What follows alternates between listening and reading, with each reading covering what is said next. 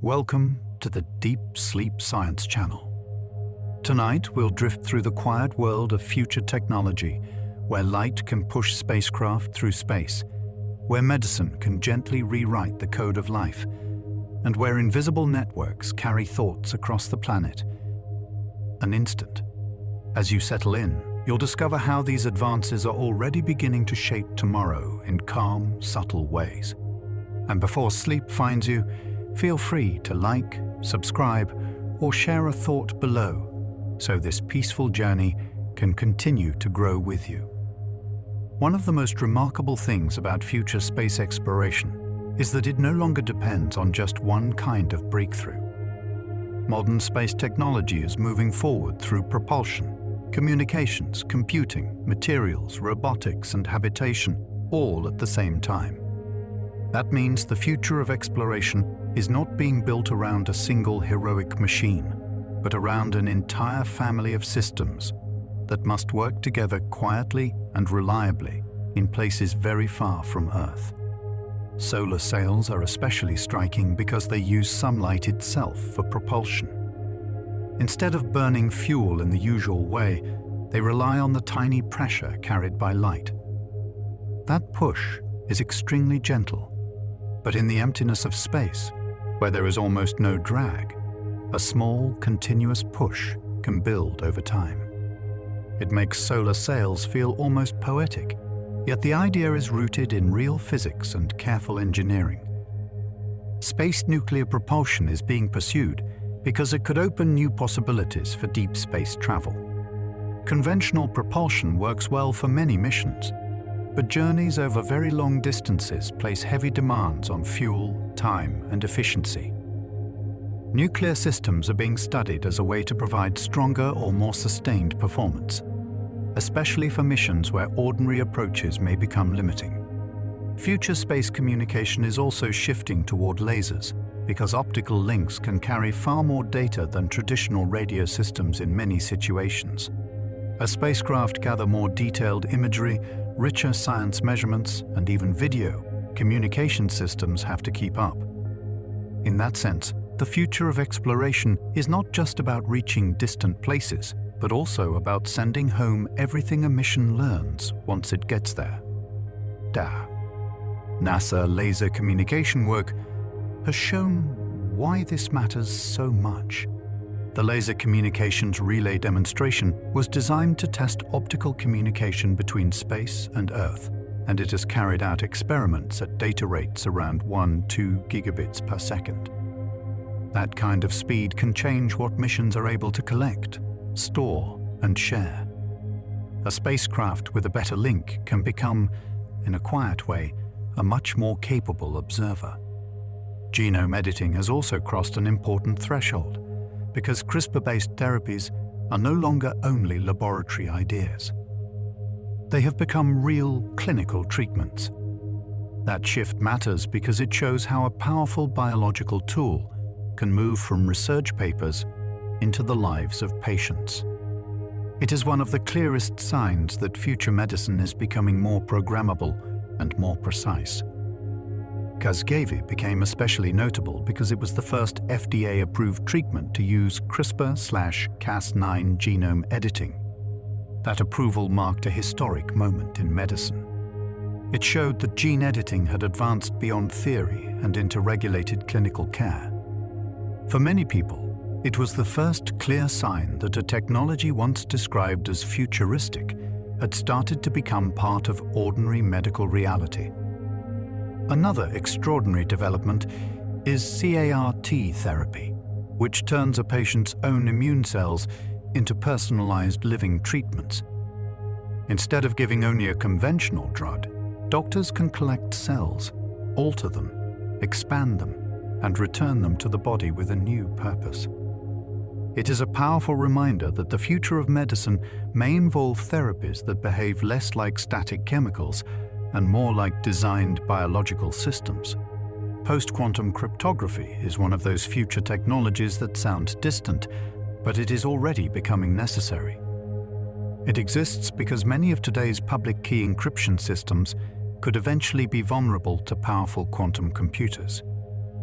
So even before such machines are widely available, researchers and standards bodies are preparing safer alternatives. In that sense, the future is changing today's security decisions long before the full technology arrives. NIST has already released principal post-quantum standards, which means quantum-safe encryption has moved beyond speculation and into formal standardization. That is important because digital security depends on trust, consistency, and shared rules. A new algorithm is not enough by itself. It must be tested, documented, standardized, and gradually woven into the systems people already depend on every day. The idea of harvest now, decrypt later, gives this work a special urgency. It means that encrypted data stolen today could be stored and attacked years from now, when more powerful computing becomes available. So the future risk is not entirely future. It reaches backward into the present. That is why security transitions often begin long before the final threat fully appears. Semiconductor digital twins are another glimpse of the future. These are digital models connected to real chip factories, built so engineers can study processes, test changes, improve yields, and understand problems without disrupting expensive production lines. Because chip manufacturing is so delicate and complex, even a small improvement can have major value. So the digital twin becomes a quiet partner to the real factory. Chiplets are important because they allow multiple specialized dies to be combined in one package, instead of forcing everything onto a single monolithic chip. This changes how engineers think about performance. Instead of asking only how to make one chip smaller and denser, they can ask how to connect different pieces more intelligently. In that way, the future of chips may be shaped as much by architecture and packaging as by transistor size. The future of wireless communication is also broadening.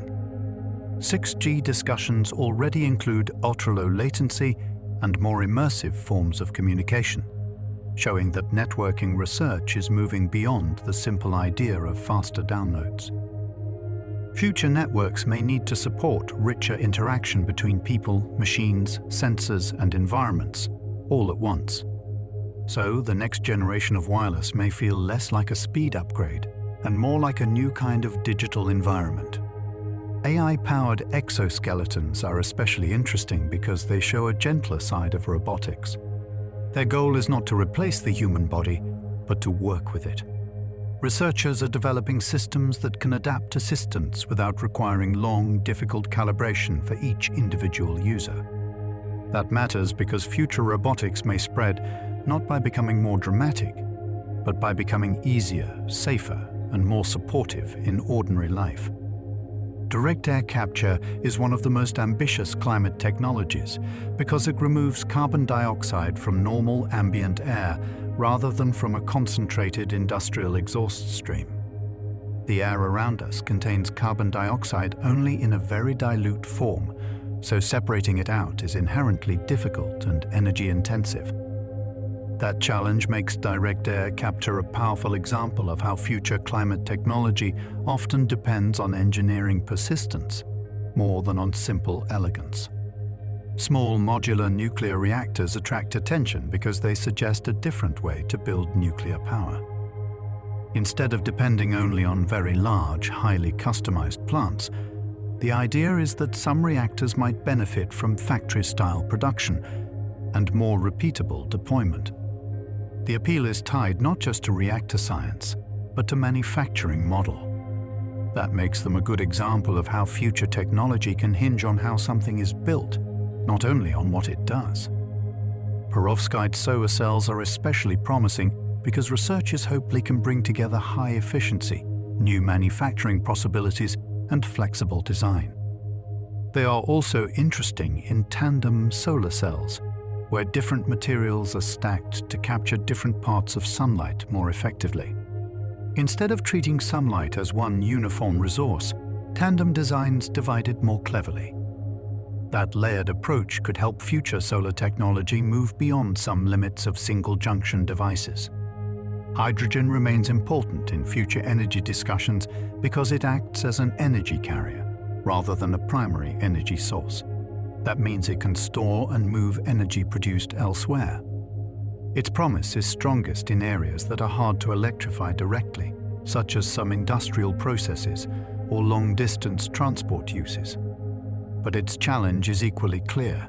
Making hydrogen is only one step, while storing, moving, and using it efficiently is often the harder part. Digital twins are also emerging in biomedicine, where virtual models may one day help connect patient data, anatomy, treatment planning, and risk estimation. A digital twin in healthcare is attractive because it could allow some kinds of testing and rehearsal before a real intervention takes place. That does not eliminate uncertainty, of course, but it may reduce risk. In that sense, future medicine may become more predictive without becoming less human. One of the clearest broad patterns across future technology is modularity. We can see it in chiplets in semiconductors, in platform approaches in biology, and in component-based energy design. Modularity matters because it lets systems evolve piece by piece. Instead of redesigning everything at once, engineers can improve one layer, one module, or one interface at a time. That makes progress steadier and often more practical. Another broad pattern is digitalization. More and more physical systems are gaining twins, sensors, logs, predictive models, and software control layers. A machine is no longer only a machine. It also becomes a stream of data, a source of simulation, and a participant in larger networks of monitoring and optimization.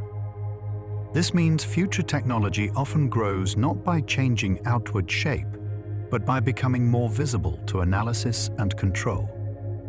Many future technologies advance not by inventing a completely new device, but by improving the interfaces between systems.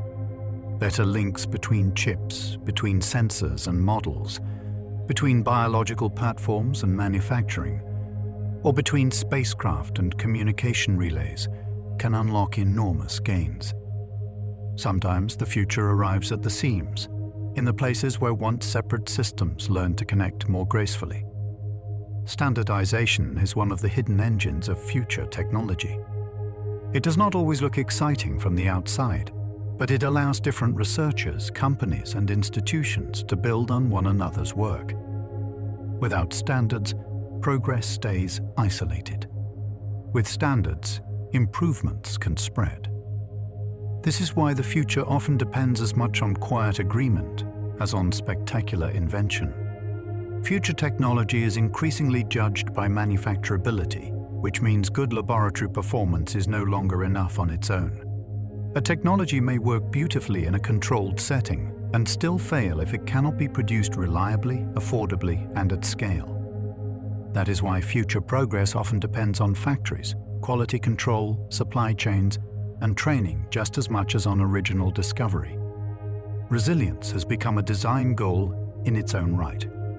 Whether the subject is electric grids, water systems, semiconductor supply, or digital infrastructure, future technology is being asked not only to perform well, but to keep performing under stress. A resilient system does not need to be perfect. It needs to bend without breaking, recover when disrupted, and remain useful when conditions are less than ideal. Many future systems are likely to be valued because they can degrade gracefully, update safely, and fit into existing infrastructure. Total replacement is rarely easy.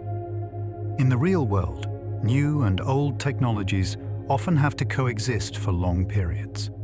That means a successful future technology is often one that can live alongside what already exists, instead of demanding that everything change at once.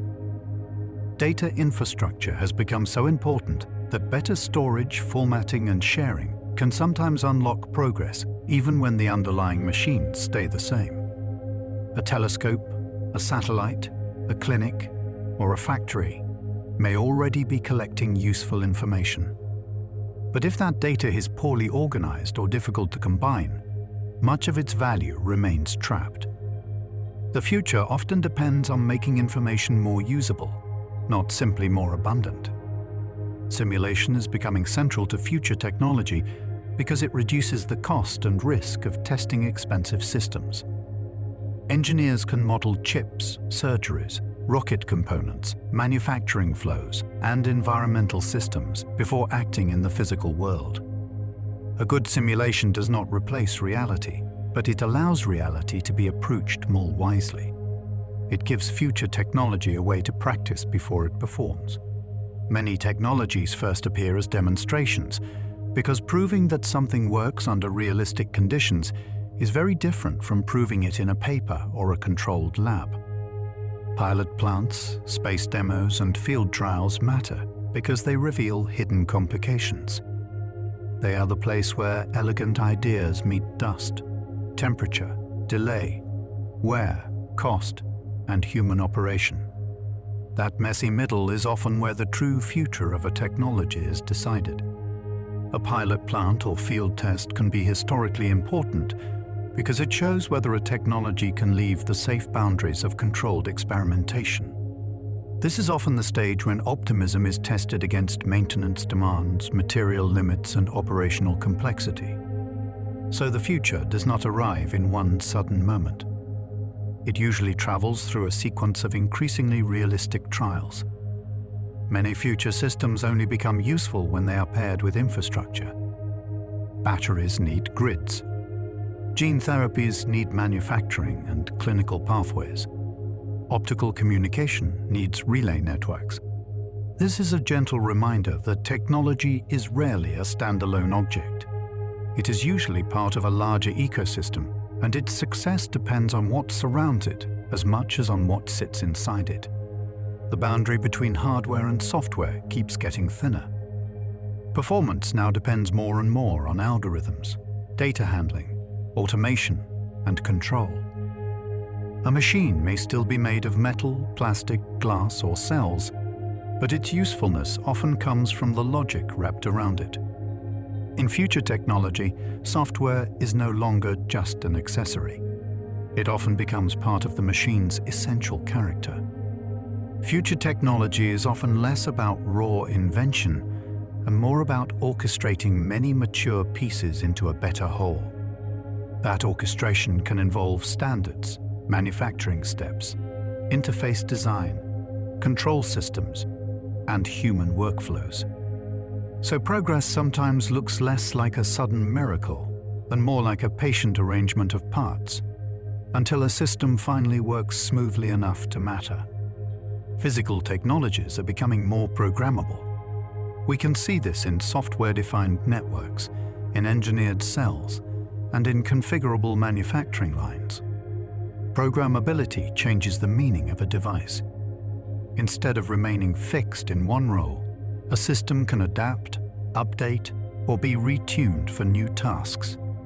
That makes future technology feel more alive, more flexible, and sometimes more durable over time.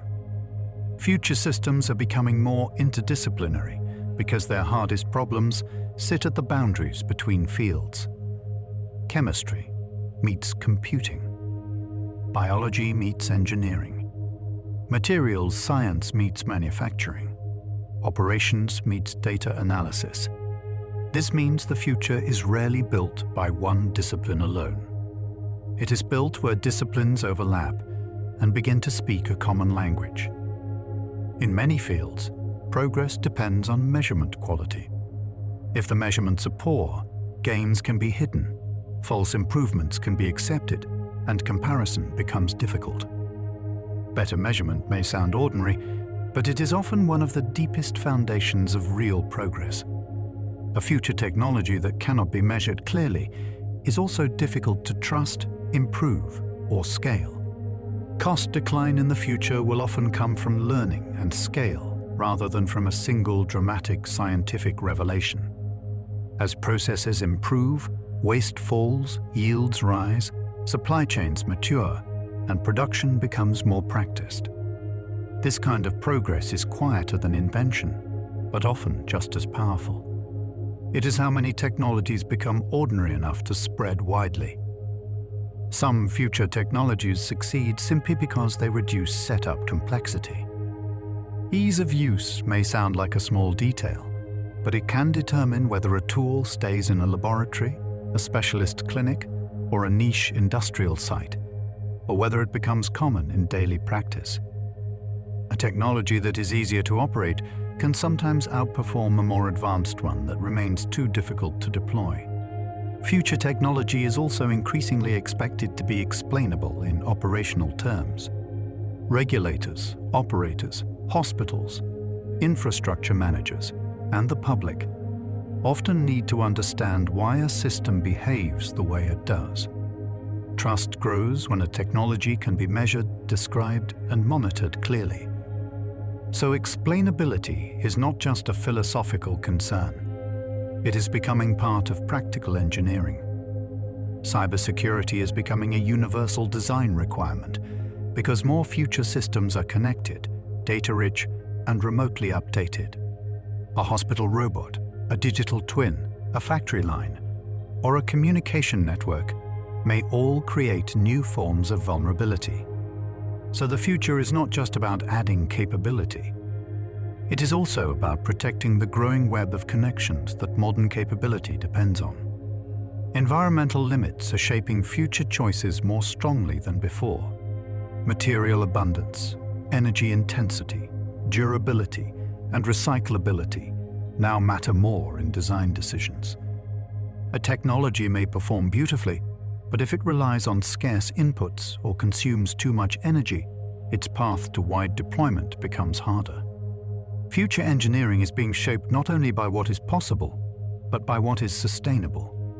A future technology can be technically elegant and still fail if it depends on fragile supply chains or rare expertise. This is one of the more realistic truths about innovation. Success is not only a matter of design quality.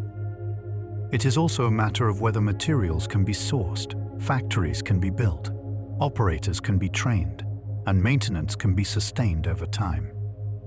More future systems will likely be upgraded iteratively, so their progress may come in many quiet revisions rather than one dramatic launch.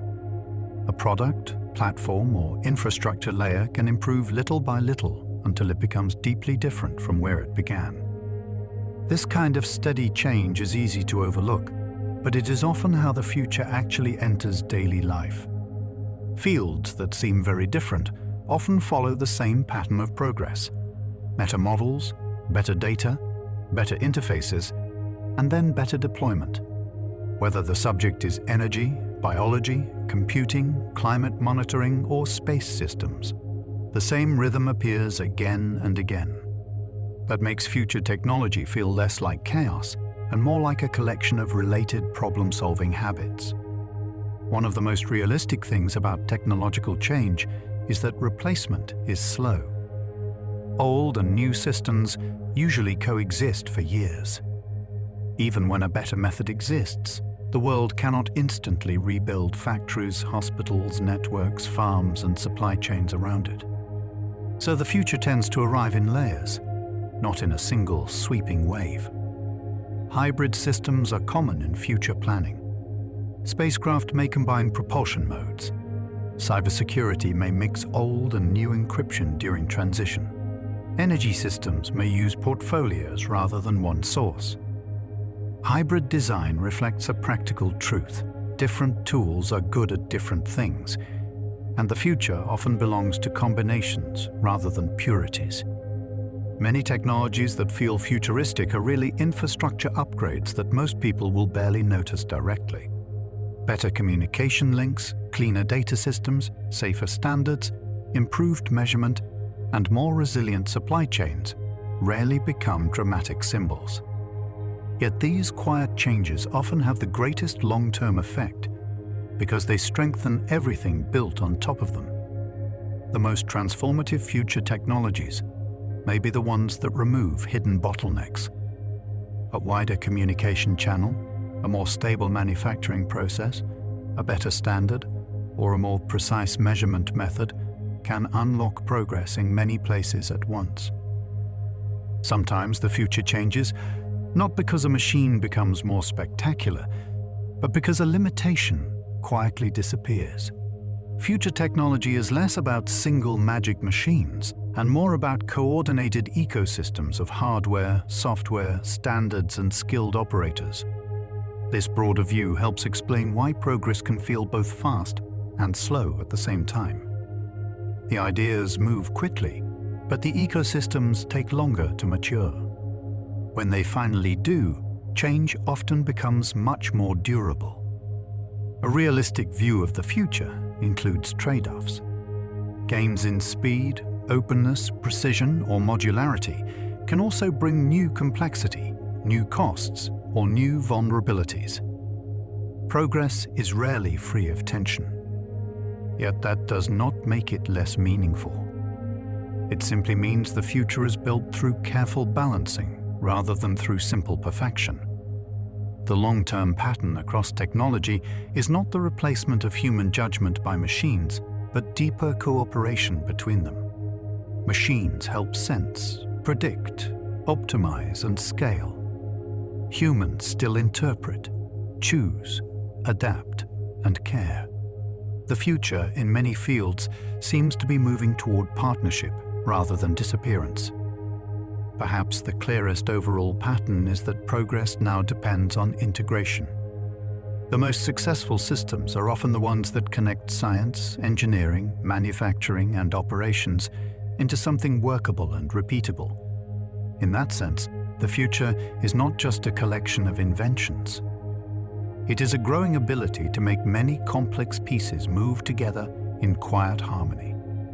Solar cell tandems are a major direction for future energy because they stack two light-absorbing materials together so sunlight can be used more efficiently.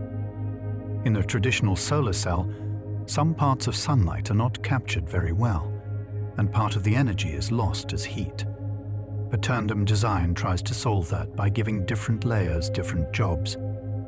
One layer is better at catching one range of light, while another layer catches a different range. This means the same patch of sunlight can be used more completely, and over time, that can lead to more electricity from the same rooftop, field, or solar farm. Perovskite solar cells are drawing so much attention because they are not only efficient in the lab, but also flexible in how they can be designed and manufactured. Researchers are trying to improve their long-term stability because a solar technology must survive heat, light, moisture, and time if it is going to work in the real world. They are also working on manufacturability, which means finding ways to make these cells consistently and at useful scale. So the future of perovskites is not just about a strong performance number, but about turning that promise into something durable and practical. Higher module efficiency matters in tandem photovoltaics because it changes more than the solar cell itself. If each panel can produce more power, then fewer panels may be needed for the same job. That can reduce how much land or roof area is required, and it can also reduce the amount of mounting equipment, wiring, and support hardware needed around the panels. In that way, efficiency affects the entire system. A better cell can quietly make the rest of the solar installation simpler and more economical. Future solar manufacturing is likely to evolve in layers, rather than through total replacement. Mature silicon production lines already exist on a very large scale, and the industry has invested heavily in them. Because of that, newer topsoil materials may be added onto existing systems instead of forcing the entire solar world to start over. This gradual mixing of old and new is a common pattern in technology. It allows progress to happen without throwing away everything that already works. Research cell efficiency charts are useful because they show that solar progress is not the story of one miracle invention. Instead, many different approaches are improving at the same time. Silicon continues to advance, thin film technologies keep developing, tandems open new possibilities, and other chemistries are explored alongside them. This gives a broader picture of the future. Solar is not moving forward in a single straight line, but through several pathways that may support different needs and different kinds of deployment. Perovskite tandems are especially interesting because they can be engineered with different band gaps. In simple terms, that means scientists can tune each layer so it is better at absorbing certain parts of sunlight. One layer can be designed to make use of higher energy light, while another can handle lower energy light more effectively. That structure helps reduce waste and increases the total amount of energy harvested. It is a beautiful example of future technology using structure itself as part of the solution. Stability remains one of the biggest challenges in next-generation solar. A cell may perform wonderfully at first, but what matters just as much is how much of that performance remains after long exposure to real operating conditions. Heat, continuous illumination, temperature changes, and environmental stress can all slowly degrade materials. That is why researchers pay so much attention to how well advanced cells hold on to their initial efficiency over time. A future solar technology must be strong not just at the beginning, but across years of use. Solar innovation is no longer focused only on the cell itself. Future gains also come from packaging, reliability testing, manufacturing methods, and scaling strategies. A great material can fail if it cannot be sealed well, tested properly, or produced cheaply. This means the future of solar is really a system story. Better electricity generation depends on chemistry, engineering, factory design, and long-term field performance all working together. Sodium-ion batteries are gaining interest because sodium is much more abundant than lithium. That matters because future energy storage will depend not just on performance, but on supply chains and materials availability. If a battery chemistry can rely on more common resources, it may help reduce pressure on limited supply networks and offer a broader foundation for large-scale storage. This does not automatically make sodium-ion better in every way, but it gives it an important place in the larger picture. One of the appealing things about sodium-ion chemistry is that it may serve lower-cost applications well, even if it does not replace lithium-ion everywhere. Different battery uses have different priorities. Some applications care more about low price and material availability than about maximum energy density. In those cases, a chemistry that is slightly less compact but easier to source and produce can still become very valuable. The future of storage is likely to include several battery types, each chosen for the job it fits best. Sodium-ion research often studies cathode cracking and material durability, which shows that battery progress is not only about electrochemistry. A battery also has to survive repeated charging and discharging without its internal materials breaking down too quickly. If the structure of an electrode becomes damaged, performance falls, safety can become harder to manage, and lifetime shortens. So future batteries depend on both chemical reactions and mechanical strength living in balance. Battery research is becoming more diverse because no single chemistry seems ideal for every use.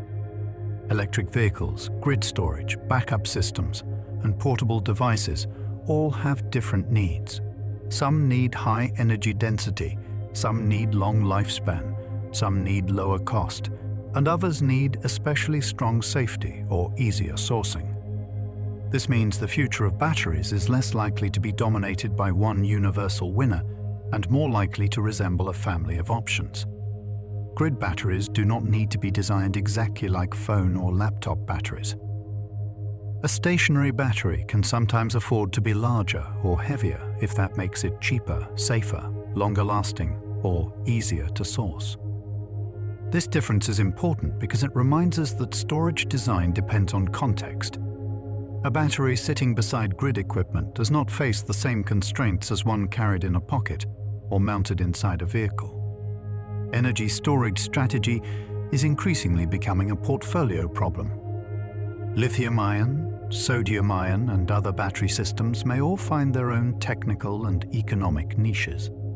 Instead of searching for a single perfect chemistry, future planners are often asking how several storage tools can work side by side.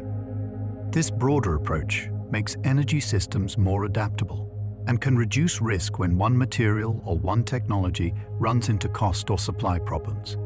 Future battery work includes manufacturing scale-up, because a promising chemistry has little impact if factories cannot produce it reliably. A battery must be made in huge numbers, with consistent quality, and at a cost people or utilities can accept. This means that once a chemistry shows promise in the lab, a second challenge begins, turning it into a stable industrial product. That industrial step is often where future technologies prove whether they are truly ready. Supply chain resilience has become part of battery innovation itself. Engineers and planners are now thinking not only about how well a battery performs, but also about where its materials come from and how vulnerable those supply paths are. That means the future of storage is being designed with geopolitics, logistics, and raw material availability in mind. Performance alone is no longer enough. Hydrogen is often described as an energy carrier because it stores and transports energy rather than acting as a raw source of energy by itself. That makes it different from something like sunlight or wind. Hydrogen has to be produced first, and only then can it be stored, moved, and used later. This role gives it importance in future systems, especially where energy needs to be shifted across place or time. Hydrogen's challenge is larger than simply making the gas. Once hydrogen exists, it still has to be stored safely, transported efficiently, and used in ways that make sense economically. Those steps can be difficult because hydrogen has different physical properties from many familiar fuels. So the future of hydrogen depends on infrastructure and engineering choices as much as on chemistry. Hydrogen often comes up in discussions about hard-to-electrify sectors. Some industrial processes, heavy transport uses, and other demanding applications may be difficult to serve directly with electricity alone. That is why hydrogen is often targeted towards specific problems instead of being treated as a universal answer. The future energy landscape may depend on choosing the right tool for each kind of demand. Future hydrogen systems depend heavily on infrastructure. A fuel can be scientifically promising, yet still remain difficult to use widely if pipelines, storage methods, distribution systems, and end-use equipment are missing or expensive. This is one of the recurring truths of future technology. A breakthrough is only part of the journey. The surrounding system has to grow with it. Direct air capture is different from ordinary carbon capture because it pulls carbon dioxide directly from ambient air instead of from a concentrated exhaust stream. That difference matters because the atmosphere contains carbon dioxide in a much more dilute form. Removing it is therefore much harder from an energy and process standpoint. Still, it is attractive because it aims at carbon already spread through the atmosphere, not only new emissions coming from one source. Because carbon dioxide is dilute in air, direct air capture is naturally energy intensive. The machines and materials involved must do a great deal of work to separate a relatively small amount of carbon dioxide from a very large amount of surrounding air. That does not make the idea impossible, but it does mean that efficiency, energy source, and overall system design are extremely important. The process has to make sense as a whole. Direct air capture only becomes true carbon removal when the captured carbon is stored durably rather than released again. This is an important distinction. Capturing carbon is one step, but long-term climate benefit depends on what happens next. If the carbon is permanently stored, then the atmosphere has truly been reduced by that amount. If it is later re-released, the benefit becomes smaller or temporary. Small direct air capture prototypes already exist, which shows how climate technologies often move through demonstration stages before large deployment. These early systems are important because they help researchers learn how processes behave outside idealized lab settings. They reveal maintenance needs, energy demands, material issues, and scaling challenges. In that way, prototypes serve as bridges between theory and real-world use. Carbon removal technologies are generally being treated as complements to emissions cuts, not substitutes for them. This matters because removing carbon from the air is usually difficult, energy-intensive, and limited compared with the scale of global emissions. The broader idea is that future climate strategy may need both: large cuts in pollution and careful use of removal methods for the emissions that are hardest to eliminate. Small modular nuclear reactors are often discussed because they suggest a different structure for nuclear deployment. Instead of building only very large custom plants, some future reactors may be designed for more repeatable factory-style production. The hope is that this could reduce some construction complexity and make deployment more predictable. Here again, the structure of production is part of the technology itself. The appeal of small modular reactors is tied as much to deployment model as to reactor physics. Repeatable manufacturing is one of the core ideas behind them. If a reactor can be produced in a more standardized way, then construction may become less uncertain and less dependent on solving the same problems again and again at each site. That is a large-scale process advantage, not just a scientific one. Energy technology roadmaps increasingly compare maturity levels, which helps show how close different systems are to real deployment. A technology can sound impressive in theory, but maturity levels help separate ideas that are still early from those approaching practical use. This is useful because future energy planning depends not only on what could work someday, but on what is moving steadily toward the market now. Clean energy innovation now spans both components and whole systems. Some advances happen in complete devices, like batteries or heat pumps, while others happen in smaller building blocks, such as catalysts, membranes, software controls, or manufacturing methods. This layered view matters because a future energy system is made of many parts, and improvements in one hidden component can sometimes influence an entire chain of performance. Future energy progress is likely to come from combinations of technologies rather than one dominant breakthrough. Solar, storage, grid upgrades, heat pumps, hydrogen in some roles, carbon management, and other systems may all contribute in different ways. This wider picture is calmer and more realistic than the idea of a single perfect solution. The future usually grows through mixtures. Heat pumps are future-facing because they move heat instead of creating it directly through combustion at the point of use. That makes them different from traditional systems that burn fuel to generate warmth. By transferring heat from one place to another, they can be much more efficient. This is a good example of future engineering working by using energy more cleverly rather than merely using more of it.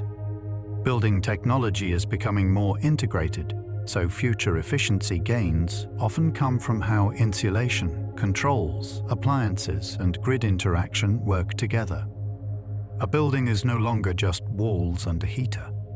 It is becoming a coordinated energy system. Better performance can come from managing temperature, electricity use, timing, and equipment choices as one connected whole. Electrified buildings may become more flexible loads, which means homes and offices could increasingly respond to grid conditions rather than simply using power passively. For example, some energy use might be shifted slightly in time to help the broader system work more smoothly. This does not mean buildings become power plants, but it does mean they may become more active participants in the future grid. Future grids need more transmission and smarter balancing because many low-carbon electricity sources are far from where energy is used. Wind, solar, hydro, and other resources are not always located beside cities or industry. That means electricity must be moved over distance and balanced carefully across time. The future grid is therefore both a physical network and a coordination challenge. Grid resilience has become its own technology field. It includes hardware, forecasting, control systems, and planning methods that help the grid continue working through disruptions. A resilient grid is not built from generation alone. It also depends on how information moves, how faults are detected, and how the system adapts under stress. This makes resilience a process of coordination as much as a feature of equipment. Future power systems rely more on software because distributed energy sources and variable generation are harder to manage manually. When many devices are producing, storing, and consuming electricity in changing ways, the system becomes too dynamic for simple, old-style control.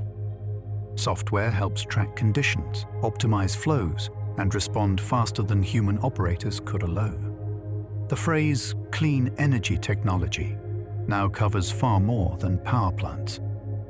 It includes transport systems, industrial equipment, fuel systems, storage tools, building technologies, and more. This matters because the future energy transition is not only about producing cleaner electricity. It is also about how energy moves through the entire economy, from factories to homes to vehicles. Demonstration projects are important because many energy technologies live or die in the gap between lab success and full-scale commercial deployment. That stage can be difficult because equipment must now deal with cost, reliability, real operating conditions, and maintenance. A technology that looks smooth in a paper may meet a much rougher reality in a pilot. Demonstrations help reveal whether the transition is truly possible. Technology maturity is rarely uniform. A future energy system can contain mature commercial tools alongside pilot stage components and early experimental ideas. This unevenness is normal. It means the future will not arrive as a complete package all at once. Instead, some parts of the system will become familiar and ordinary, while others are still being refined. Battery manufacturing scale matters, because cost is shaped not only by chemistry, but by production learning. As factories improve, waste falls, quality becomes more consistent, and the price per unit can drop. This means the future of storage depends heavily on the experience built into manufacturing processes. Scale is not just about quantity. It is also about learning how to make something well. Future energy storage is useful for more than smoothing renewable generation. It also supports backup power, grid services, and shifting electricity across time so it can be used when it is most needed. This broader role helps explain why storage is becoming a central part of energy planning. A battery is not just a container. It can become a timing tool for the whole system. Some future battery chemistries may be attractive precisely because they use more abundant materials. When a material is easier to find and less geopolitically concentrated, that can make scaling smoother and less risky. This does not erase all technical trade-offs, but it does matter in the long run. A good technology must usually be physically possible and materially available. Carbon capture, utilization, and storage is not one machine or one pathway. It is a family of technologies that includes capturing carbon from industrial sources, using it in some processes, and storing it in ways meant to keep it out of the atmosphere. Thinking of it as a family is useful because different industries and different situations may need different carbon management approaches. Some future carbon technologies focus on preventing emissions from industrial sources, while others focus on removing carbon that is already in the atmosphere. These are related goals, but they are not the same process. One tries to stop new pollution before it spreads widely, while the other tries to undo part of what has already accumulated. The future climate toolkit may require both kinds of effort. Energy innovation is increasingly tracked at the component level because a better catalyst, membrane, or control algorithm can change the economics of a larger system. Sometimes the most important advance is not the headline technology, but the hidden part inside it. A quieter improvement in one component can make an entire energy pathway more efficient, durable, or affordable.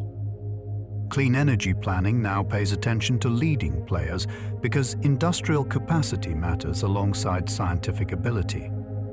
It is not enough for a country or company to understand a technology. It must also be able to build, supply, support, and scale it. So the future of energy is shaped by factories, supply chains, and deployment ecosystems just as much as by research breakthroughs. The energy transition increasingly includes manufacturing policy because many countries see energy equipment production as a strategic capability. Building clean energy systems is not only about buying finished products. It is also about who can produce them, who controls key materials, and where industrial knowledge is located. This makes future energy both a technical and economic security issue. Storage technologies for vehicles and for stationary grids may diverge more over time because their priorities are different. A vehicle battery often needs low weight, compact size, and high energy density. A grid battery may care more about cost, lifespan, safety, or abundant materials. This means the future of storage is likely to branch into specialized forms rather than follow a single design path. A future low-carbon system still depends on minerals, materials, and factory innovation, which means clean technology remains tied to industrial engineering. Clean does not mean simple. It still requires mining, processing, manufacturing, logistics, and maintenance. That reality can be easy to forget, but it is central to how future systems will actually be built and sustained. Many future energy questions are really questions of scale. A process that works in a pilot does not automatically become affordable or manageable at national or global size. Scale changes everything: cost, supply, maintenance, land use, coordination, and infrastructure needs. That is why the future of energy is not only about whether a technology can work, but whether it can work widely enough to matter. Post-quantum cryptography exists because many of the public key systems people rely on today could one day be broken by powerful quantum computers. These systems are woven into ordinary digital life, helping protect banking, communication, websites, and many other services. The concern is not that every current system is failing right now, but that future machines may be able to solve certain mathematical problems much faster than classical computers can. That is why researchers are preparing new forms of encryption in advance, so digital security does not wait until the threat is fully present before it begins to adapt. NIST has already released major post-quantum standards, which means this field has moved beyond theory and into formal adoption. Standards matter because they give the wider world a common foundation to build on. Without them, every company or institution might choose different methods, and the transition would become slow and fragmented. By standardizing these new approaches, future-safe cryptography begins to move from research labs into products, infrastructure, and long-term planning. A future-proof security transition is difficult because cryptography is hidden inside far more systems than most people notice. It lives in devices, cloud platforms, browsers, industrial tools, payment systems, operating systems, and old infrastructure that may be expected to last for many years. Replacing one encryption method is not like changing a single lock on a single door. It is more like changing locks across a giant city while keeping daily life running normally the whole time. Part of the urgency comes from what is called a harvest now, decrypt later risk. That means someone could steal encrypted information today and simply save it, waiting for stronger future computing to unlock it years from now. So even if the final threat has not fully arrived, some data can still be at risk because of its long-term value. This makes the future feel closer than it first appears, especially for information that must remain private for a long time. NIST's selection of an additional backup algorithm shows that future cyber defense is not being built around a single bet. Redundancy matters in security because no one wants the whole digital world to depend on just one mathematical family.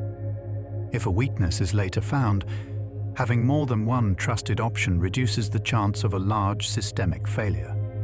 In a calm way, this shows how future security is being designed with caution and flexibility. Cybersecurity standards are becoming more algorithm diverse because too much dependence on one style of solution can create fragile systems. Diversity in cryptography works a bit like diversity in engineering more broadly. If everything is built the same way, then a single flaw can spread across everything at once. By supporting more than one strong method, the future of encryption becomes less brittle and more resilient. Quantum computing is already influencing ordinary IT planning, even though large fault-tolerant quantum machines are not yet widely available. This is because digital infrastructure takes years to update. Organizations cannot afford to wait until the last moment, especially when the systems involved may be large, old, and deeply connected to daily operations. The future changes the present whenever preparation itself takes time. The move to post-quantum cryptography affects ordinary systems like email, e-commerce, and common internet services, not just secret government networks. That matters because encryption is one of the quiet foundations of everyday digital life. Many people never think about it at all, which is part of why these changes can feel invisible. Yet invisible systems are often the most important ones because so much depends on them working calmly in the background. Future encryption standards are being shaped years before mass replacement because digital infrastructure is huge and slow to turn. Large systems have to be tested, certified, integrated, and monitored carefully. Some devices stay in use for a decade or more, and critical infrastructure cannot simply shut down for sudden upgrades. So future security often begins with long preparation rather than dramatic overnight change. One of the quiet lessons of future computing is that standards work can matter as much as scientific breakthroughs. A brilliant idea only changes the world if it can be shared, trusted, implemented, and maintained. Standards are what allow many separate systems and organizations to move in the same direction. In that sense, future computing depends not only on invention, but on agreement. Digital twins in semiconductor manufacturing are meant to connect digital models with real production lines so engineers can understand processes more deeply. A tube factory is an incredibly complex place, with many steps that influence yield, timing, and quality. By building a digital companion to the real system, engineers can explore changes, test scenarios, and identify sources of waste or instability. This makes the future factory more visible to careful analysis. Semiconductor digital twins matter because chip making is so complicated that very small improvements can be worth a great deal. If yields rise even slightly, or if scheduling becomes more efficient, the economic effect can be large. Chips are built through highly sensitive and expensive steps, so learning more about those steps has huge value. A digital twin becomes a way of seeing the hidden life of the factory with more clarity.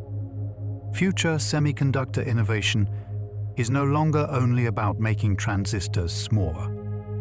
Advanced packaging and assembly are becoming just as important because they influence how different functions are brought together. The future of computing may depend less on one monolithic chip and more on clever ways of connecting multiple pieces. This shifts the conversation from pure scaling to integration and architecture. Chiplets are important because they allow different specialized dies to exist together in a single package instead of forcing everything onto one large chip. This can make design more flexible. Different functions can be made separately and then combined in a coordinated way. It is a subtle change in design philosophy. but it may have a major effect on cost, performance, and how quickly new hardware can be developed. Advanced packaging increases design freedom because different functions do not always need to be fabricated in exactly the same way. Some parts may benefit from one process, while other parts benefit from another. By integrating them at the package level, engineers can mix strengths instead of forcing a compromise into one single piece of silicon. This makes the future of chips feel more modular and more adaptable. The future of chips may involve more modular architectures, where gains come from better interconnects and better packaging, rather than from transistor scaling alone. That matters because the old rhythm of progress becomes harder to maintain forever in exactly the same way. As a result, improvements may come from how parts talk to one another, how they are arranged, and how efficiently signals move between them. Open standards for chiplet ecosystems matter because modular hardware becomes more useful when parts from different sources can work together. Without shared rules, modularity stays limited.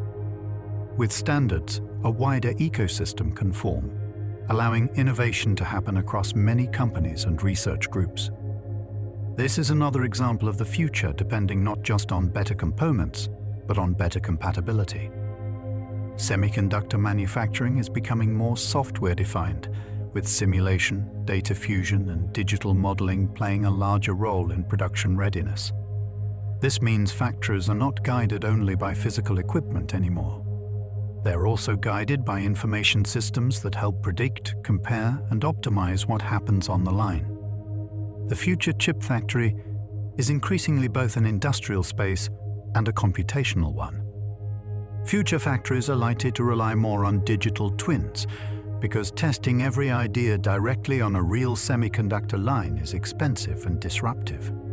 Real production time is valuable, and mistakes can be costly. A digital twin offers a gentler space for experimentation, where changes can be studied before they affect the real process. This makes innovation more careful and often more efficient. The future chip industry is being shaped more and more by measurement science and interoperability. Faster processors still matter, of course, but so do the quiet systems that allow parts, tools, and data to fit together correctly. Measurement gives engineers confidence in what is happening, and interoperability allows improvement to spread across a wider ecosystem. In many ways, these hidden supports carry the future just as much as headline performance numbers do. OpenRAN describes a more disaggregated radio access architecture built around open interfaces rather than tightly closed stacks. In simple terms, this means future network equipment may be less locked into one vendor's full system. Different components may be able to work together more freely if the interfaces are shared and standardized. That openness could reshape how communication networks are built and managed. One promise of OpenRAN is vendor flexibility, but that promise comes with real complexity. When systems are more open, they may also require more integration work, more testing, and more careful coordination to make sure everything performs well together. So, openness does not magically remove difficulty. Instead, it shifts some of the work from closed hardware design toward integration and orchestration. Open network architectures can move value away from single-vendor hardware and toward software, coordination, and system integration. This means future communication infrastructure may depend less on one company providing everything and more on a wider set of firms contributing different layers. It can make the ecosystem more dynamic, but it also places greater importance on whoever is responsible for making the whole system function smoothly. The future of mobile infrastructure may become more modular, but modularity usually increases the importance of testing. When more pieces come from different places, engineers need stronger methods for making sure those pieces cooperate under real conditions. So a more flexible future network may also be a more carefully verified one. freedom and discipline often grow together in engineering. 6G discussions already include ideas like ultra-low latency and more immersive communication, which shows that networking research is widening its scope. Future networks may support richer interaction between machines, environments, and people, rather than only providing faster downloads to phones. In that sense, the future of wireless is not only about speed. It is about shaping the conditions for more responsive and connected systems. 6G planning is happening before standards are fully settled, and that is normal for large technological shifts. Early planning allows researchers, governments, and companies to explore possibilities and identify challenges before the final system takes shape. It also means the future begins as a conversation long before it becomes an everyday tool. The road from idea to infrastructure is usually long and gradual. Future wireless networks are likely to rely more on AI-driven optimization because the number of connected devices, frequencies, and operating conditions keeps increasing. Manual tuning becomes harder as systems grow more complex. AI can help identify patterns, allocate resources, and respond quickly to changing conditions. In that way, the future network may become less like a static structure and more like a living system constantly adjusting itself. Open networks may give smaller firms more room to innovate, but they also create new responsibilities for whoever performs end-to-end integration. When systems are not locked into one vendor, someone still has to make sure the final result is reliable, secure, and efficient. So openness can create opportunity, but it also creates the need for stronger coordination and system-level expertise. The future communication stack is being built around openness, virtualization, and software control, rather than around fixed function boxes alone. This means communication infrastructure may become more flexible, more updatable, and more closely tied to broader cloud and software ecosystems. A network is increasingly not just a physical installation, but a programmable environment. Wireless evolution is becoming more cloud-native, which means radio networks are joining a larger world of software-managed infrastructure. This can allow faster updates, more flexible deployment, and new forms of coordination across services. But it also means communication systems inherit the strengths and challenges of cloud-style computing, including questions of latency, resilience, and cybersecurity. AI research funding increasingly emphasizes trustworthy and fair systems, showing that future computing is not only about raw capability. Powerful tools matter, but so do reliability, transparency, fairness, and social fit. This reflects a broader understanding that a useful system is not just one that performs well in a narrow technical sense. It also has to behave responsibly in the settings where real people depend on it. Future AI systems are being built more and more for domain-specific use. That means instead of one general tool doing everything equally, many AI systems are designed for healthcare, manufacturing, mobility, communications, or other focused areas. This is important because real-world problems often require specialized understanding, special constraints, and stronger safety expectations than a general-purpose system alone can provide. Digital twins are emerging in biomedicine as virtual representations connected to real patient or process data. These models may help researchers and clinicians explore treatment options, predict outcomes, or better understand complex biological situations. The idea is powerful because it offers a way to think ahead before acting. In medicine, where caution matters deeply, the ability to simulate and compare can be especially valuable. One of the main attractions of digital twins is that they allow virtual testing before real intervention. Instead of learning only through trial in the physical world, engineers or clinicians can study options in a model first. This may save time, cost, or risk, depending on the application. It does not remove uncertainty, but it can narrow it. and sometimes that makes all the difference. In manufacturing, digital twin frameworks increasingly depend on industrial Internet of Things, systems that connect many distributed data sources. Sensors, machines, logs, and process records all feed information into the model. This matters because a digital twin is only as useful as the information it receives. The future of these systems depends on being able to gather many small signals and turn them into a coherent picture. Future digital twin systems will need strong cybersecurity because a twin may contain sensitive process settings, operational details, or personal information. If a twin becomes an important window into a factory or a patient-specific system, then it also becomes a possible target. This means future intelligence systems must be protected not just because they are useful, but because they can reveal too much if left insecure.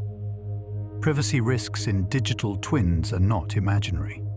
If communication pathways, control layers, or data-sharing mechanisms are weak, real systems may be exposed through their digital counterparts. This is a quiet but important point. A digital twin can improve visibility and planning. Yet greater visibility also means greater responsibility. The future of smart systems depends on guarding insight as carefully as creating it. AI in the future is likely to be judged less by benchmark scores alone and more by how safely it behaves when connected to the physical world. A system that works in a clean test may still fail in messy reality if it cannot handle uncertainty, EJ cases, or unexpected inputs. As AI moves into factories, hospitals, mobility systems, and infrastructure, calm and dependable behavior matters more and more. The connection between AI and robotics is becoming more important because future machines must deal with environments that are uncertain and changing. A rigid script is often not enough when a machine must interpret motion, variation, and human activity in real time. AI helps by giving systems better tools for perception and adaptation. This makes the future robot less like a repeating mechanism and more like a careful interpreter. Many future AI advances may be almost invisible to everyday users because they will live inside industrial control systems, mobility assistance devices, and infrastructure optimization tools. People may benefit from better coordination, smoother services, or safer systems without noticing the AI directly. This is often how major technologies mature. They become useful enough to fade quietly into the background. Advanced manufacturing is often called strategic because it combines new production methods with workforce development and supply resilience. A country or industry may see manufacturing not only as a commercial activity, but as a long-term capability.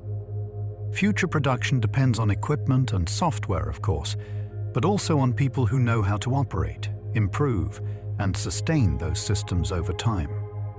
Manufacturing USA treats future production as a capability-building effort rather than just a matter of factories buying new tools. This reflects a broader view that innovation ecosystems need research, training, coordination, and shared groundwork.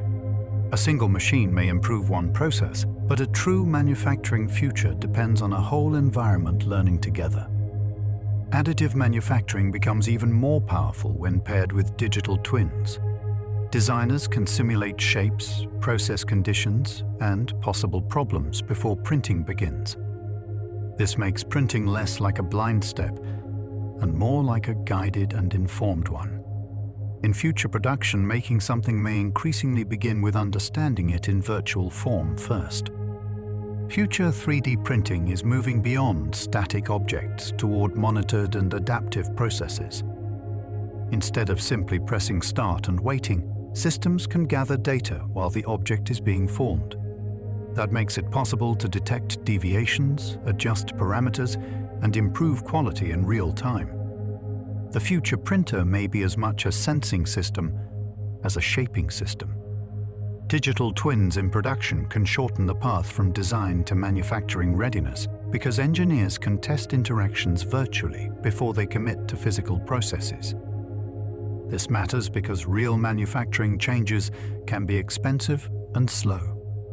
A digital environment offers a quieter space to explore, refine, and reduce uncertainty before materials and machines are fully engaged.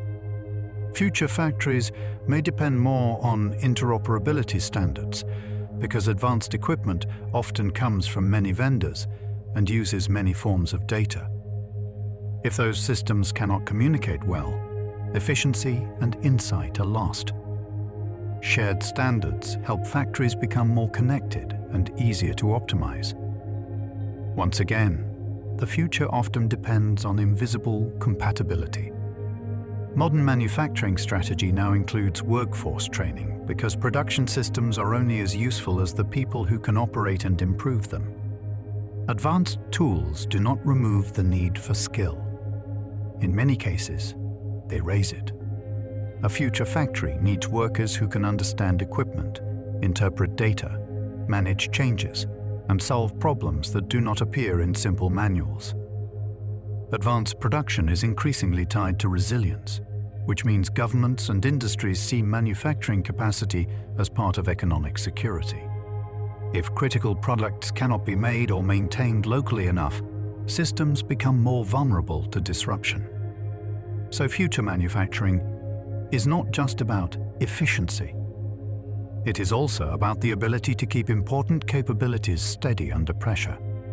Manufacturing innovation often happens in pre-competitive spaces, where companies work together on foundational methods before competing on finished products. This kind of cooperation may seem unusual, but it makes sense when the underlying challenges are too large or too basic for each company to solve entirely alone. It is another reminder that the future often advances through shared groundwork. The future of making things is likely to involve more simulation, more sensor feedback, and more closed-loop control than traditional batch-style production. Instead of relying on occasional checks and fixed assumptions, production systems may increasingly watch themselves as they work and adjust in response. This leads to factories that are more aware, more adaptive, and often more precise. Exoskeleton technology is advancing through AI because future wearable robotics needs to adapt to the body without requiring a long and tiring setup for every single person. In the past, one difficulty with assistive devices was that they often needed careful individual tuning before they could help properly. AI offers a way to learn from motion patterns and adjust support more flexibly. That means the machine can begin to respond more naturally to the user's own walking, lifting, or balance, which makes the technology feel less mechanical and more cooperative. This matters because one of the biggest barriers for wearable robotics has been calibration. If a device takes too long to set up, too much expert knowledge to adjust, or too much patience from the user, then even a powerful invention may remain limited to special settings. Reducing calibration is not a small convenience. It can be the difference between a device that stays in research programs and one that becomes useful in clinics, workplaces, or daily life. Future mobility assistance systems may become more scalable when AI and simulation help them generalize across many body types and movement styles. Human motion is not identical from one person to the next. People differ in height, weight, balance, strength, injury history, and walking rhythm. A future system that can learn across these differences becomes much more practical. It means assistive robotics can move closer to real-world usefulness instead of depending on highly customized setups for every single case. AI-powered exoskeletons show that robotics is not only about automation in the sense of replacing people. It is also about supporting the body in a careful and intelligent way. These systems can help with movement, reduce strain, and make certain actions easier or safer. That gives robotics a more human-centered role. Instead of trying to imitate a person from the outside, the machine becomes something that quietly helps the person from alongside. Human-robot interaction research is increasingly focused on safety, productivity, and well-being together. This is important because a machine can be efficient and still be a poor partner if it feels unsafe, uncomfortable, or mentally exhausting to use. In future assistive systems, engineers are learning that the success of a device depends on how people experience it in practice. Comfort, trust, and ease of use are not secondary features. They are part of the core function. Future assistive robotics may spread faster when setup time becomes shorter. In many real settings, ease of use is more important than the highest theoretical performance. A device that works very well in ideal conditions but takes too long to prepare may be less valuable than one that performs slightly less impressively but can be used right away. This is a quiet truth across many technologies. Convenience often shapes adoption more strongly than laboratory perfection. Wearable robots remind us that future technology often advances by reducing friction in ordinary life. A system does not always need to be dramatic to be transformative.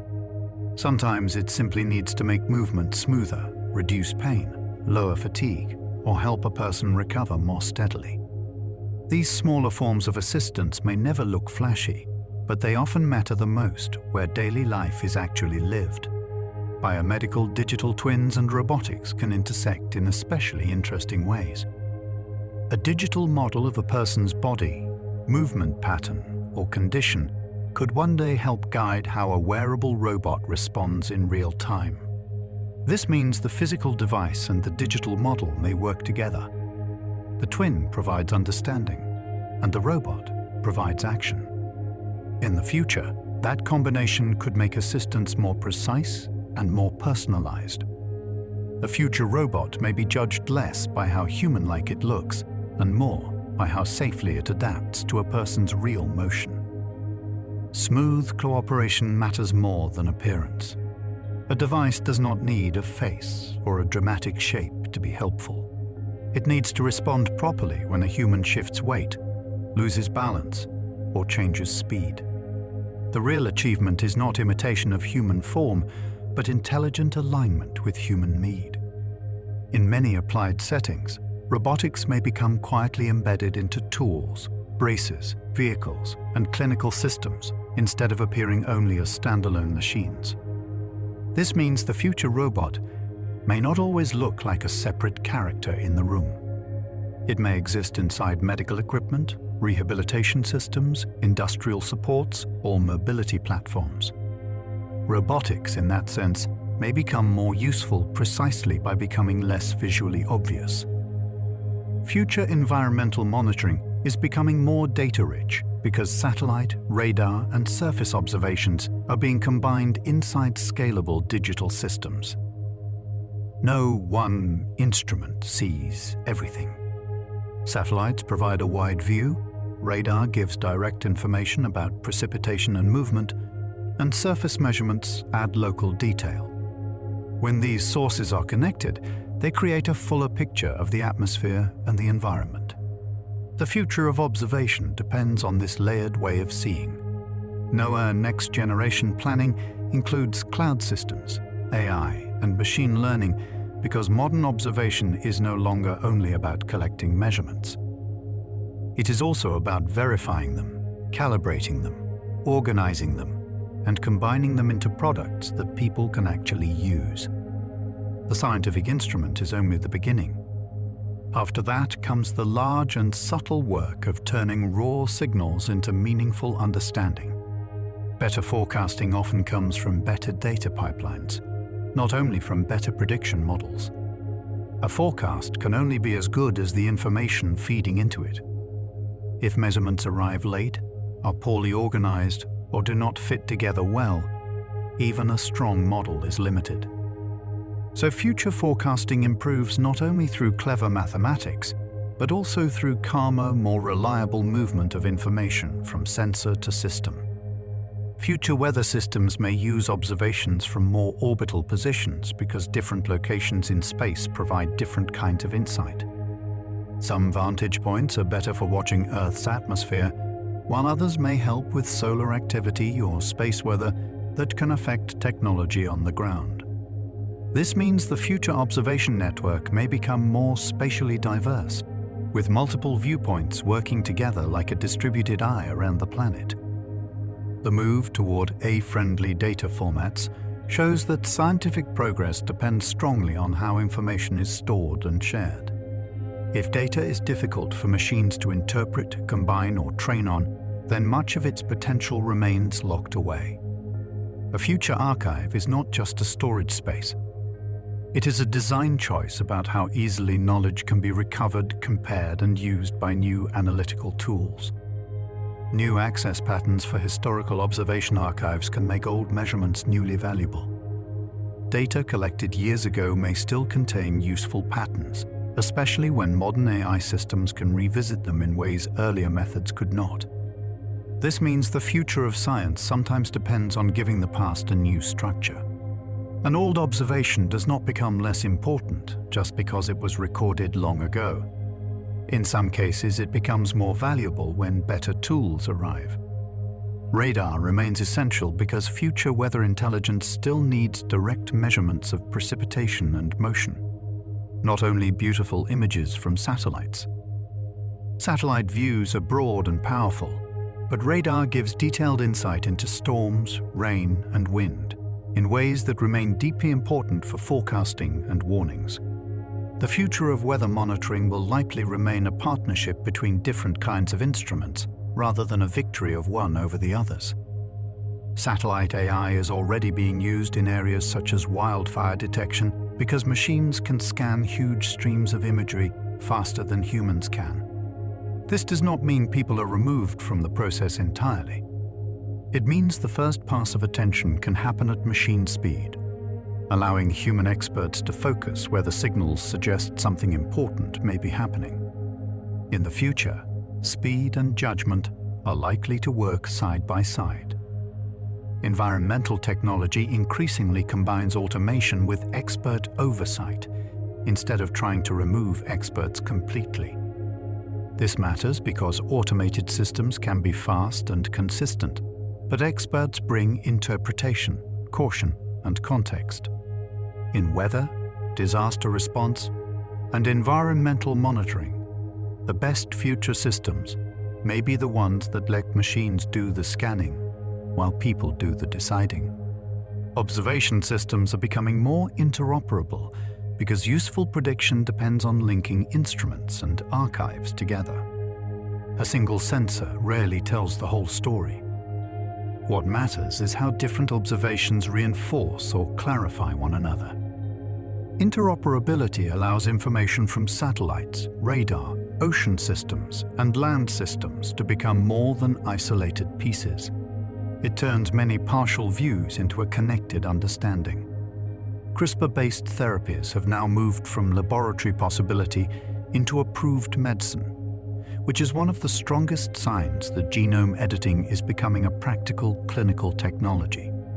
This transition matters because many scientific ideas remain promising for years without reaching patients. Approval means the field has crossed from possibility into regulated real-world use. It shows that carefully controlled editing of genetic material is no longer only experimental in spirit. Casgevy is historically important because it was the first FDA-approved therapy based on CRISPR/Cas9 genome editing. That approval marked a turning point in how gene editing is viewed. For years, CRISPR was known mainly as a powerful research tool. With an approved treatment, it became something more concrete, a clinical technology with direct human application. That does not remove its complexity, but it places it firmly inside the reality of modern medicine. Genome editing in medicine often works by modifying a patient's cells outside the body and then returning those cells afterward. This approach can give researchers and clinicians more control because the cells can be handled, checked, and prepared before being reinfused. It also shows that future medicine may operate through carefully staged biological engineering rather than through a simple pill or injection alone. Future gene therapies are likely to diversify because regulators and researchers are already dealing with several kinds of modified cells and delivery strategies. Some therapies involve cells changed outside the body. Others aim to deliver editing systems directly into the body. This variety matters because different diseases and tissues require different approaches. The future of gene therapy is not one pathway, but a growing set of methods matched to different medical problems.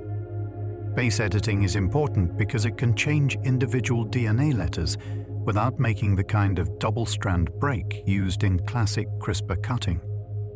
This is significant because breaking both strands of DNA can trigger repair processes that are powerful, but sometimes less controlled. Base editing offers a subtler method. It allows certain kinds of small changes to be made more directly, which may increase precision for the right applications. Prime editing expands the editing toolbox even further because it can write more varied changes into DNA with greater control than simple cut and repair methods. In a broad sense, it acts more like a fine writing tool than a blunt cutting tool. This matters because many diseases are caused by specific sequence errors that are not best addressed by simply breaking DNA and hoping repair proceeds favorably. The future of gene editing is moving toward more deliberate correction.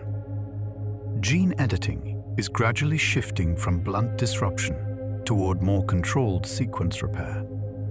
That trend is important because medicine often benefits most from precision. Instead of merely turning a gene off, future systems increasingly aim to repair, rewrite, or fine-tune genetic information. This means the field is becoming more exact in what it tries to achieve and more sophisticated in the tools it uses to get there. High-throughput CRISPR screening is changing biological research by allowing scientists to test many genes at once. Instead of studying one candidate after another in a slow sequence, researchers can survey wide genetic landscapes and look for patterns of effect. This greatly increases the speed of discovery. It helps scientists find important targets, identify vulnerabilities, and understand which genes matter most in a given biological process. Genome editing is not only a therapeutic technology, it is also a discovery tool. Scientists use it to build disease models, explore gene function, and test hypotheses about how cells work. This matters because some of the most powerful future medical advances may come indirectly, through better understanding built in the laboratory before a treatment is ever created. One reason CRISPR spread so quickly is that the same basic idea can serve many purposes. It can help with treatment development, basic biology, screening, and model creation. That versatility makes it more than one invention with one use. It is a platform, and platforms often matter deeply in future technology because they support many directions at once. CAR-T therapy belongs to the future of medicine because it turns a patient's own immune cells into customized living treatments. This is a striking shift in medical logic. Instead of giving the body an external chemical and waiting for it to act, doctors can reprogram cells so the treatment itself is alive and active. That makes therapy feel less like delivering a substance and more like training a biological response. Cell-based cancer therapies face challenges such as inflammatory toxicities, which means future progress depends on safety engineering as much as potency. A treatment can be strong enough to attack disease and still create dangerous side effects if the immune response becomes too intense. This is why future cell therapy is not simply about making stronger cells. It is about making cells that are effective in a more controlled and stable way. CAR-NK systems are also being explored, which shows that cell therapy is expanding beyond the earliest sheer-T models. Different immune cells have different strengths, behaviors, and possibilities. By widening the range of cell types under study, researchers increase the chance of finding therapies that are safer, easier to manufacture, or better suited to specific diseases. The future of cell therapy is becoming more diverse. Gene therapy design can include immune silencing strategies to reduce toxicity and improve how long therapeutic activity lasts. This matters because the body's immune system is powerful and protective, but it can also react against helpful treatments. If researchers can guide that interaction more carefully, they may improve both safety and durability. Future biology is often about balancing the body's defense systems with the treatment's intended action. Future cell therapies may become more programmable, with manufacturing steps deliberately designed to reduce side effects before infusion. That means the factory process is not separate from the treatment itself. How the cells are grown, selected, modified, and prepared influences how they behave later in the patient. In this way, future medicine becomes partly a manufacturing discipline and partly a biological one. The FDA's continuing attention to gene therapies shows that these products are part biologic, part manufacturing process, and part design challenge.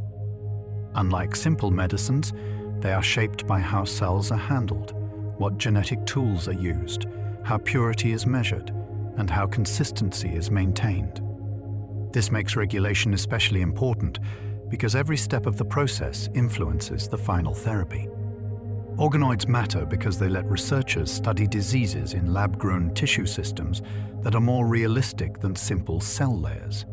A flat dish of cells can reveal some things, but organoids can reproduce more of the structure and behavior found in actual tissues.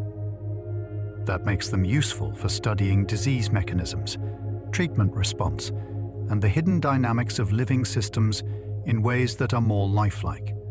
CRISPR screens in organoids are especially powerful because they bring together realistic tissue models and large-scale genetic testing.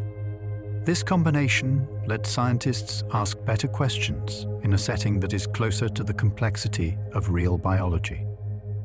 Instead of learning only what a gene does in a simplified cell environment, they can observe its influence in something that behaves more like a living tissue system. Future cancer research may rely more on organoid platforms because they can reveal vulnerabilities that do not appear in simpler experiments. Some disease behaviors only emerge in a more structured environment, where cells interact in richer ways. This means organoids may help researchers find treatment opportunities that would otherwise remain hidden. Future medical insight often comes from building better models before building better drugs. A quiet theme in future medicine is convergence. Genome editing, organoids, cell therapies, and data science are increasingly reinforcing one another. Each makes the others more useful. Better models improve target discovery. Better editing enables more precise therapies. Better data science helps connect results across experiments and clinics. The future becomes more powerful when these tools stop developing in isolation and begin to support one another directly. Xenotransplantation research is increasingly tied to multiplex genome editing because donor animals may need several genetic changes at once. A single edit is often not enough to address compatibility and immune response issues. This makes future transplant science deeply connected to the ability to perform many careful edits together. The challenge is not only biological, but also combinational. Multiplex editing matters because transplant compatibility is not governed by one gene alone. Living systems are shaped by many interacting signals and surface features. To make donor tissues more suitable, researchers may need to adjust several characteristics at once. This reveals a broader truth about future biology. Many useful interventions become more complex as they become more realistic. Future transplant technology may depend on more efficient editing workflows because breeding and validating donor lines with many edits can otherwise be very slow. Speed matters here not because scientists want to rush carelessly, but because practical progress depends on being able to produce and test improved donor systems within reasonable time. The future often depends on making complex processes not only possible, but workable. Transplant science is increasingly becoming a gene engineering problem as much as a surgical one. Surgery remains crucial, of course, but the biological compatibility of what is transplanted may depend heavily on upstream genetic design. This changes the shape of the field. What happens before the operation can matter just as much as what happens during it. The most advanced biomedical technologies depend increasingly on standards, reproducibility, and manufacturing quality. Discovery matters, but discovery alone is not enough. A therapy must also be measured consistently, produced carefully, and repeated reliably from one setting to another. That is how future medicine moves from an isolated success into something that can truly serve many patients. Digital PCR and reference reagents matter because future gene therapy production needs dependable measurement. If researchers cannot measure genetic content, potency or consistency with confidence, then quality becomes harder to guarantee. This may sound technical and quiet, but it is one of the foundations of trustworthy advanced medicine. Precision in therapy begins with precision in measurement. Genome editing is pushing medicine toward more personalized intervention, but it also pushes regulation toward more detailed product characterization. The more precisely a therapy is designed, the more carefully it must be described and understood. This means future personalization often comes with greater demands for documentation, testing, and control. Precision creates both opportunity and responsibility. The future of therapeutic biology is likely to include more modular platforms, where delivery system, payload, and targeting strategy can be improved somewhat separately. This is powerful because a platform can be reused and refined across different diseases. Instead of inventing every therapy from scratch, researchers may build systems where pieces can be swapped, tuned, and combined more efficiently. Many future therapies blur the line between a drug and a procedure. A treatment may involve harvesting cells, modifying them, testing them, and returning them to the patient. That makes the therapy part product and part carefully managed process. In future medicine, healing may increasingly depend not only on what is given, but on the chain of steps through which it is prepared. Biotechnology is becoming more engineering-like, with design cycles, control strategies, and manufacturing discipline shaping clinical success. This does not make biology less alive or less complex. It simply means that future biological treatment is being approached with a more systematic understanding of process, precision, and repeatability. The future of medicine, in this sense, is growing calmer, more deliberate, and more carefully built. WHO has emphasized that breakthroughs in immunology, genomics, synthetic biology, data science, and manufacturing are beginning to converge in modern medical countermeasures. That convergence matters because no single field is solving future health problems by itself. Instead, progress is coming from the way these fields interact. Immunology helps us understand defense. Genomics helps us understand biological instructions. Synthetic biology helps design new interventions. Data science helps manage complexity. And manufacturing determines whether any of it can actually be delivered at scale. mRNA technology matters not only because of one important generation of vaccines, but because it functions like a platform. A platform can be adapted more quickly when the target changes. Instead of redesigning every step from the ground up, scientists may be able to keep much of the framework the same, while changing the biological message being delivered. That can shorten response times, which is one of the most important qualities in a fast-moving health emergency.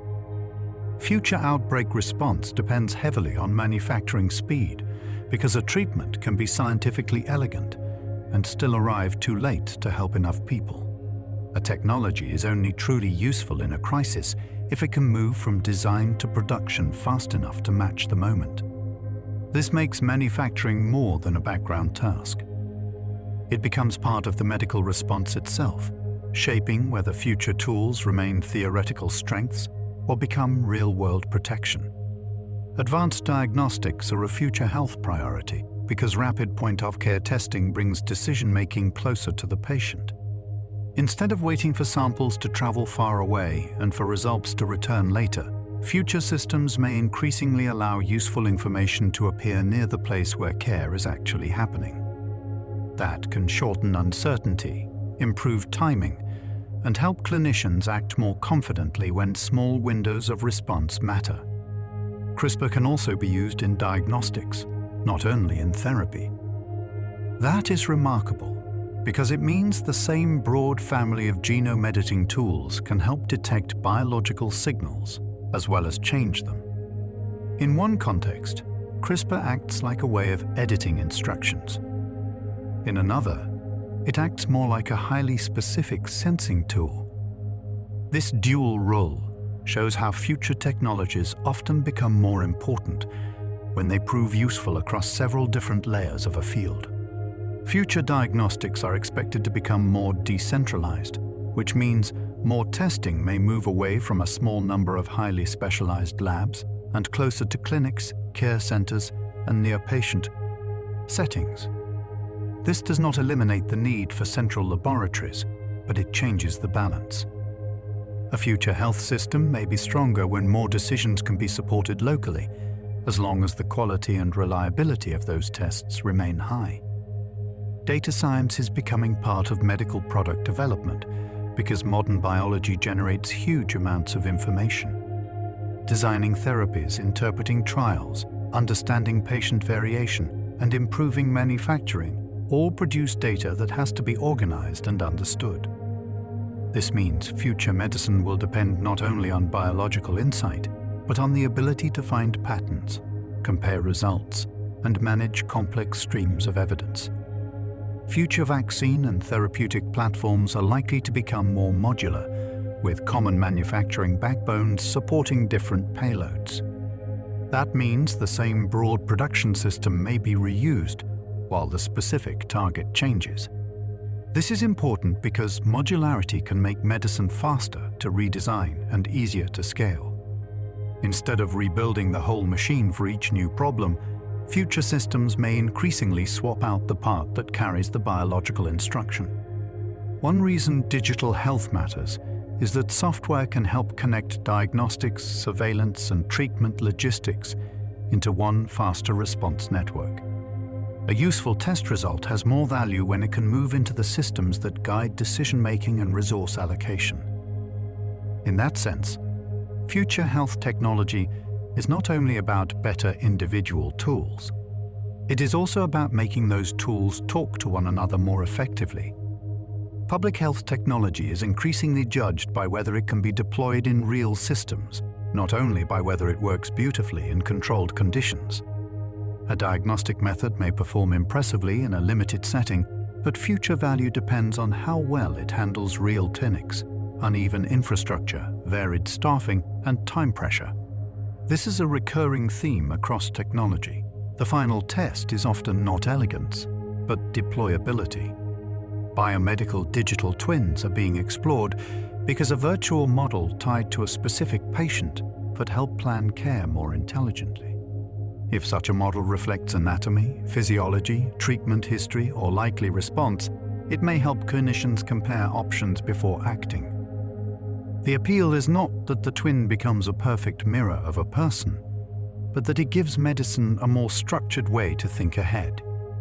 Surgical data science is one area where digital twins may become especially valuable. Surgery depends on anatomy, timing, judgment, and precision, all within a living and variable environment. A digital model could help connect images, likely pathways, procedural planning, and possible risks into a more coherent picture. In that way, future surgery may be supported not just by skilled hands, but by better structured foresight. Future care systems may use virtual models not only for diagnosis, but also for rehearsal and risk estimation. Instead of treating medical decisions as something that begins only in the operating room or the clinic chair, future systems may increasingly allow important parts of the thinking to happen earlier in digital space. This does not replace human judgment. It gives that judgment more context and more preparation. AI in healthcare is increasingly being linked with robotics, assistance systems, and real-time decision support, rather than being limited to retrospective analysis. That means AI is moving from the role of a quiet reviewer of past records toward a more active role in the moment of care. It may help guide actions, interpret live data, or support clinicians during procedures, which makes safety and trust even more important. Future hospital technology must be cybersecure because connected robots, monitoring tools, and digital twins create new paths through which systems can be attacked or disrupted. Hospitals are not only places of care anymore. They are also dense technical environments full of information flow and networked tools. That makes cybersecurity part of patient safety, not just part of IT management. Diagnostic technology is moving toward richer combinations of biological assay, computation, and automation.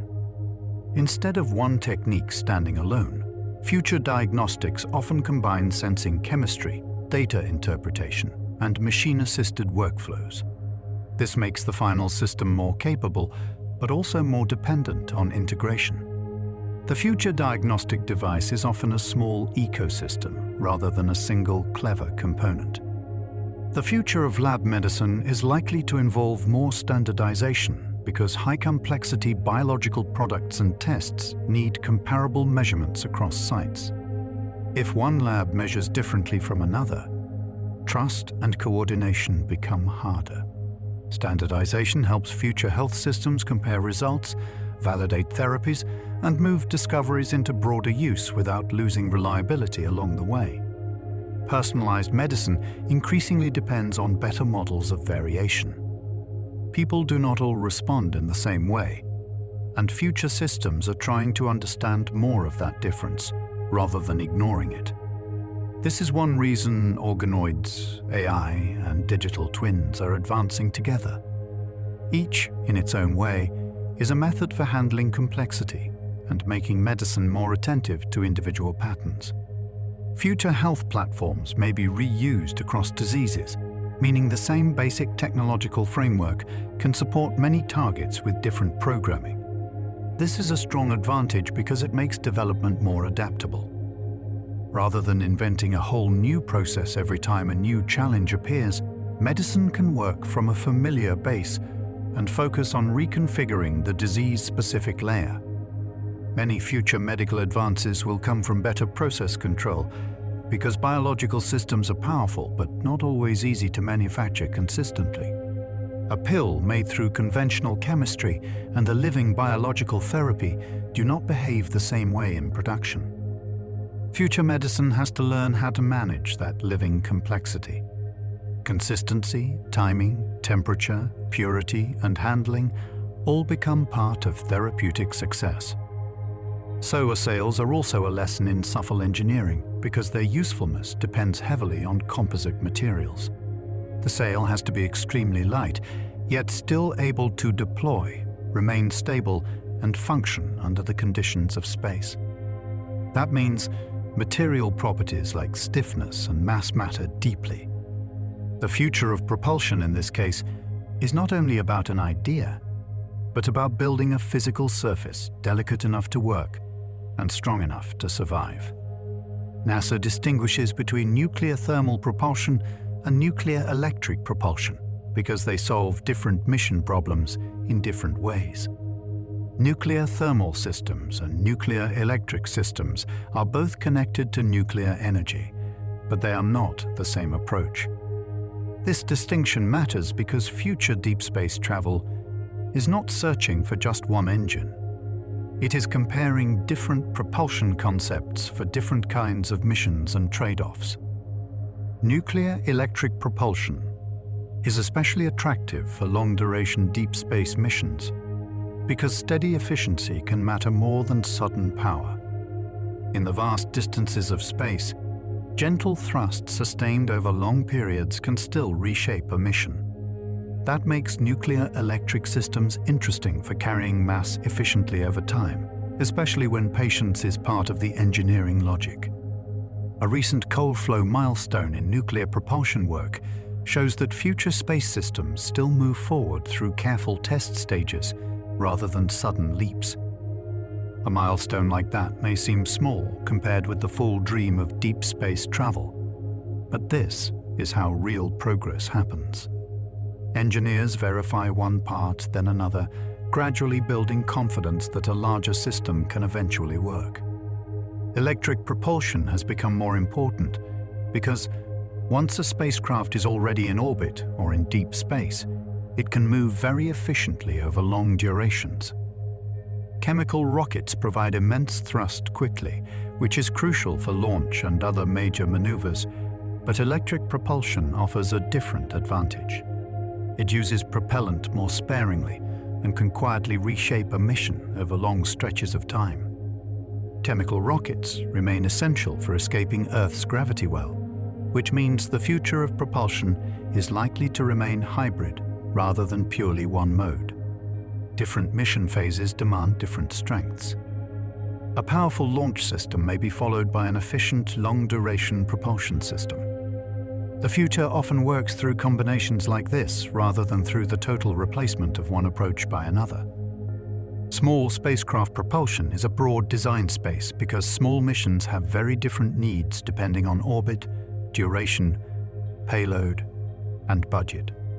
There is no single standard device that works best for every small spacecraft. This reminds us that future space engineering often depends on choosing among many specialized tools rather than searching for one universal answer. NASA Laser Communications Relay Demonstration exists because future missions need communication systems that can handle much larger flows of information. Spacecraft are collecting more data than older communication systems were built to manage comfortably. A relay system based on lasers offers a way to move more of that information, making it possible for missions to become richer observers without being trapped by bandwidth limits. The Illuma-T system matters because it helps create an end-to-end optical communication setup, rather than leaving laser communication as an isolated test. This is important because many technologies do not become truly useful until the full chain works together. A future communication system is not only one device at one point in space. It is the full path by which information travels from source to destination. Laser communication grows more important as missions produce more imagery, measurements, and video. Better communication does not just move existing missions faster. It can change what kinds of missions are practical in the first place. If the communication bottleneck eases, then spacecraft can be designed to gather more and share more. In that way, communication quietly shapes scientific ambition. NASA's earlier lunar laser communication demonstration showed that optical links can outperform conventional radio methods in deep space settings as well. That matters because it extends the meaning of laser communication beyond one orbit or one demonstration. It suggests that future space networks may use optical methods as part of a broader long-distance infrastructure, especially where data demands continue to rise. Future space networks are likely to mix radio and optical communication because each has useful strengths. This is a familiar future pattern. Rarely does one method erase all others at once. Instead, systems become layered, with each method serving the conditions it handles best. That makes future communication more flexible and more resilient. Communication innovation in space is not only about faster downloads. It can also change mission design by removing data bottlenecks.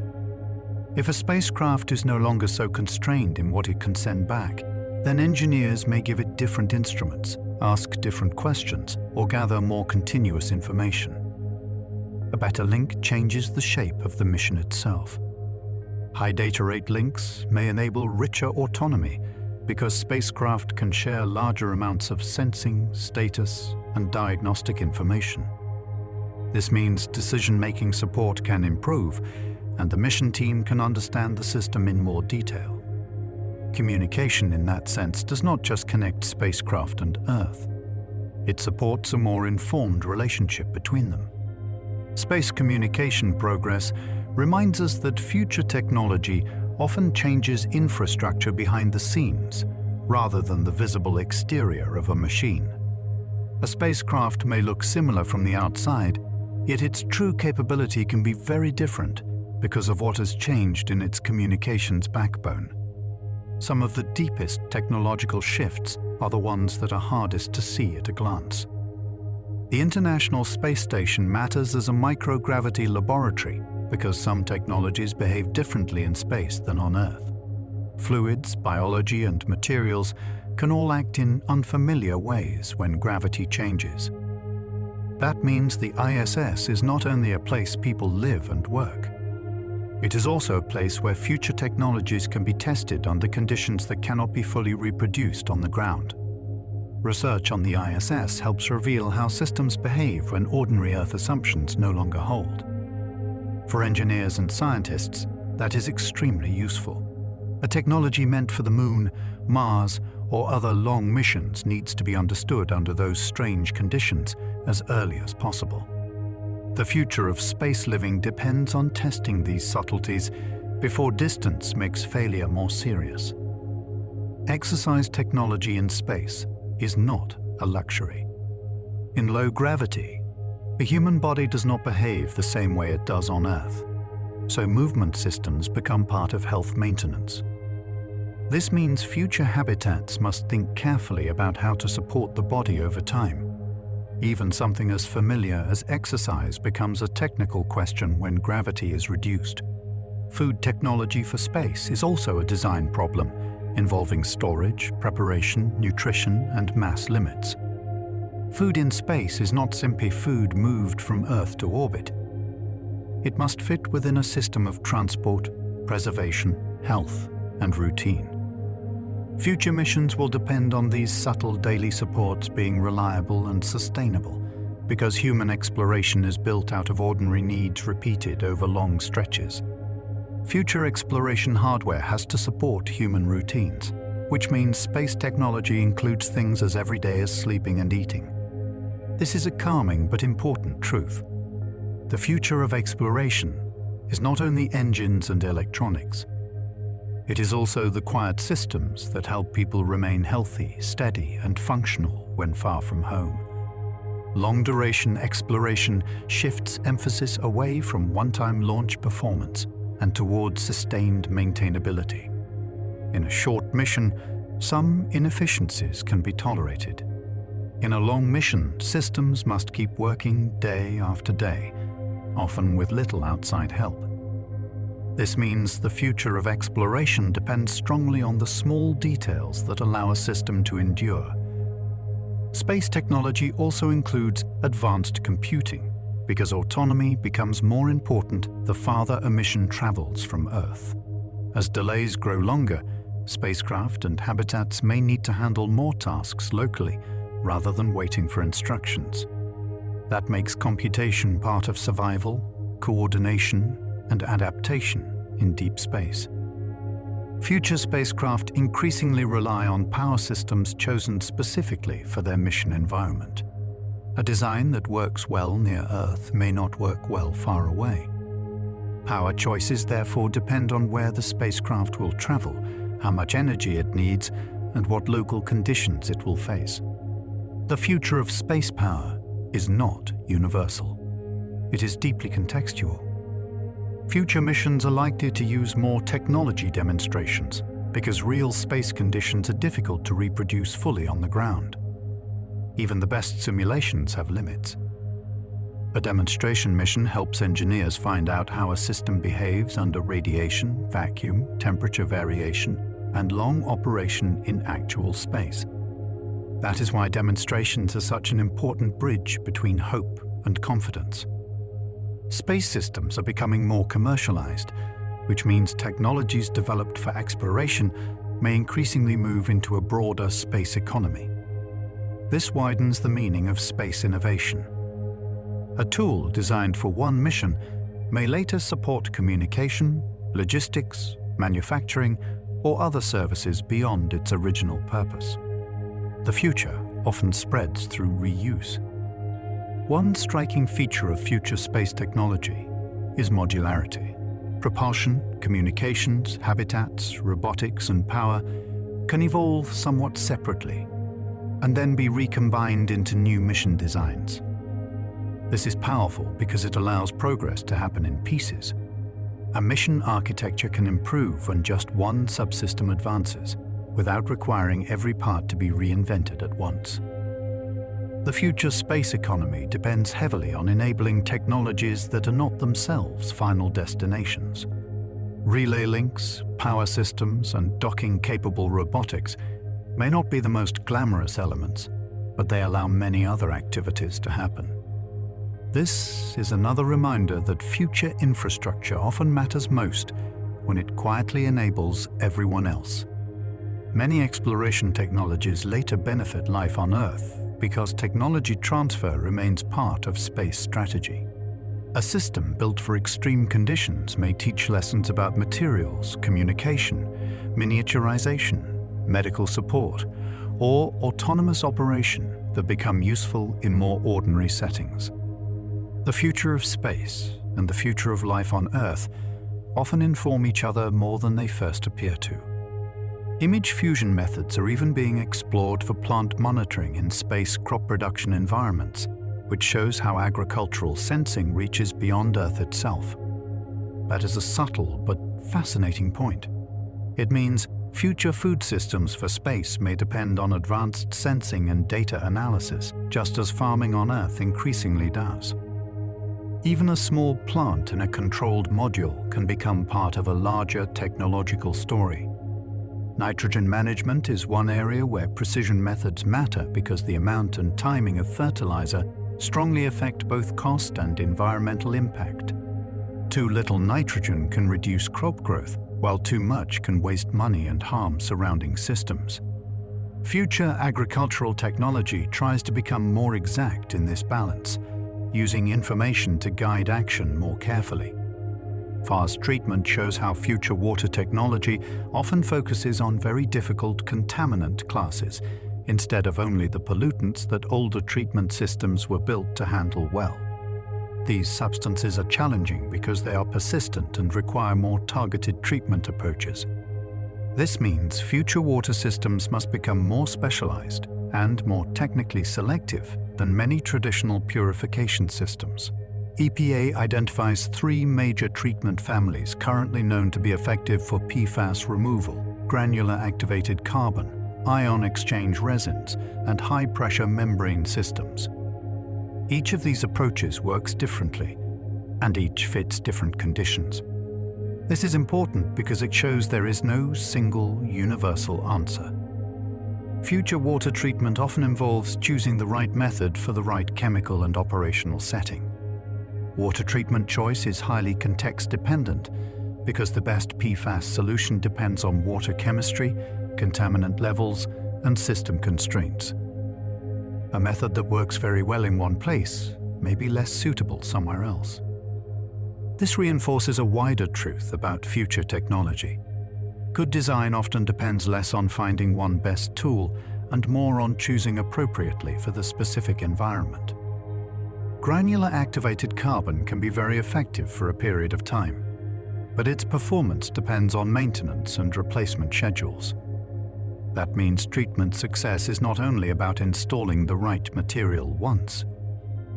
It also depends on ongoing care and operational discipline. Future infrastructure often works this way. Long-term performance is as much about management as about first design. Future water technology is likely to become more targeted, with different treatment chains selected for different contaminant classes, rather than relying on one broad purification method for everything. This makes treatment more precise, but it also makes system design more complex. The future of clean water may depend on this increased specificity, because modern contaminants often demand more tailored responses. Water innovation increasingly blends chemistry, membrane engineering, and system design. It is rarely one breakthrough material acting alone. Instead, future water treatment grows from how materials, filters, flows, monitoring, and maintenance fit together. This systems view is important because clean water is not produced by an isolated object. It is produced by a chain of decisions and technologies working in harmony. iReady archives show that the future value of environmental data depends partly on whether machines can train on it efficiently. If old and new records are organized in forms that modern systems can read easily, they become more useful. That means archiving is not passive storage. It is an active decision about what future analysis will be possible. Sensor calibration remains crucial because even small measurement drift can distort long-term environmental records. If a sensor slowly changes without anyone noticing, the resulting record can become misleading. In climate and environmental science, where long timelines matter greatly, calibration is part of truth itself. The future of observation depends on trust in what the instruments are really saying. Future Earth observation systems are likely to combine human interpretation with automated detection because speed and judgment each matter in different ways. Machines can scan huge flows of information quickly, but humans remain important for context, caution, and interpretation. This partnership may become the defining style of future environmental intelligence: faster initial noticing, followed by wiser final understanding. Precision agriculture is a future-facing field because it tries to use resources more thoughtfully instead of treating every part of a farm exactly the same. Soil is not identical across a field, water does not move the same way everywhere, and plants do not all experience stress in the same pattern. Precision methods try to notice those differences and respond more carefully. In that sense, the future of farming may become less about broad averages and more about quiet attention to small variations. USDA has linked precision agriculture with stronger soil health and better resource optimization, which shows that future farming is not only about producing more. It is also about protecting the systems that make production possible in the first place. Healthy soil stores water more effectively, supports root systems better, and helps maintain long-term productivity. So when agriculture becomes more precise, it may also become more patient and more protective of the ground beneath it. Future farming platforms increasingly use AI because controlled environments and indoor systems can generate large amounts of data. Light levels, humidity, nutrient delivery, temperature, and plant response can all be measured and adjusted. This creates an environment where small changes can be tracked more clearly than in open fields. The result is that future food production may depend not only on biology, but also on constant quiet learning from conditions as they unfold. High-enhanced vertical farming is attractive because it can adjust growing conditions inside tightly controlled spaces. In a vertical farm, the environment is no longer left mostly to weather and season. Instead, many conditions can be tuned with great care. This does not remove the complexity of growing food, but it shifts some of that complexity into systems of monitoring and control. The future farm, in some places, may resemble a calm living laboratory. Controlled environment agriculture reminds us that future food technology is also a sensor and software problem, not just a seed problem. Seeds still matter deeply, of course, but so do timing, environmental feedback, and the ability to respond to change. A plant's surroundings can now be shaped with much more intention. That makes future agriculture feel less like passive dependence on conditions and more like careful partnership with them. Future crop management is likely to become more site-specific because better data allows decisions about water, nutrients, and stress to be made more finely. This matters because overuse and underuse both create problems. Too much water can be wasteful, and too little can harm growth. Too much fertilizer can damage surrounding systems, and too little can reduce yield. Future farming may become wiser by learning to apply the right input in the right amount at the right place. Agricultural technology is also becoming more closely linked with water management, because farm productivity and water resilience are deeply connected. Food systems do not exist apart from water systems. When one is strained, the other often feels it too. This means future agriculture may be shaped by how carefully it can monitor, conserve, and direct water, rather than by how much water it can simply consume. Future agriculture will likely blend biology, robotics, AI, and environmental monitoring, rather than depending on any one of them alone. This layered approach is becoming common across many fields. A biological process remains at the center, but surrounding it are tools for sensing, interpreting, and acting more precisely. The future farm may therefore be more connected, but also in some ways more attentive and gentle in how it manages life. Water reuse is a major future technology area because reclaimed water can help supplement traditional supplies in many useful ways. In places facing growing demand or limited fresh water, reuse offers a way to extend the usefulness of what has already been collected and treated. This changes the rhythm of a water system. Instead of a simple one-way path from source to use to disposal, the future may move toward more circular patterns. Recycled water can serve agriculture, industry, groundwater replenishment, environmental restoration, and in some systems, even potable supply. That range matters because it shows water reuse is not one narrow specialty. It is a broad family of uses shaped by different treatment levels and different needs. The same basic idea of recovery can support many different parts of society when the system is designed carefully. Water reuse matters not only because it reduces waste, but because it can increase resilience and security. A system that can reclaim and reuse water may be better prepared for drought, disruption, or rising demand. In that sense, future water technology is not only about efficiency, it is also about steadiness. Reuse gives communities another layer of support when natural supply becomes less predictable. Future water systems are likely to become more circular, with reuse built into the infrastructure rather than treated as something unusual. This is a subtle shift in mindset. Instead of seeing used water only as something to dispose of, future systems may increasingly see it as a resource to be recovered, cleaned, and directed again. That change in perspective may shape infrastructure just as much as any single treatment technology. Environmental sensing is becoming more continuous because geostationary satellites can watch large regions over and over without waiting for infrequent passes. This makes the observation of Earth feel less like a sequence of snapshots and more like a steady watch.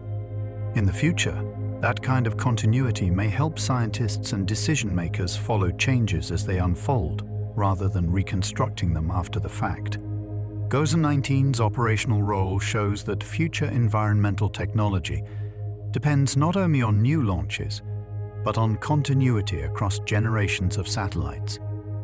Reliable replacement matters because observation systems lose value if there are gaps in the record. The future of environmental intelligence is therefore not just a matter of inventing better instruments. It is also a matter of keeping the watch unbroken. Modern Earth observation satellites now track severe weather, wildfires, volcanic eruptions, and atmospheric rivers, which shows how broad environmental intelligence has become. This breadth is important because future challenges are interconnected.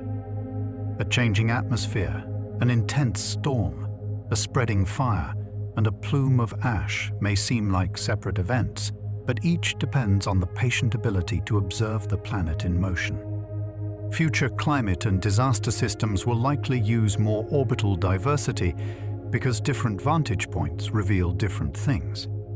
One orbit may be better for broad continuity, another for fine detail, another for special atmospheric or environmental measurements. This reminds us that the future often improves not through a single perfect viewpoint, but through many perspectives quietly working together. Data curation is becoming a future technology field in itself because badly organized observations can hold back progress even when the sensors are excellent.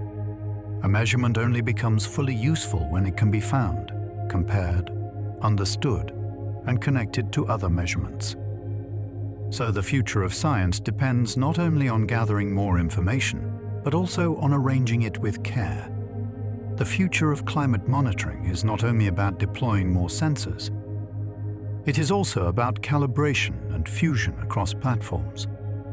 A new instrument helps, but only if its measurements can be trusted and related properly to the others already in use.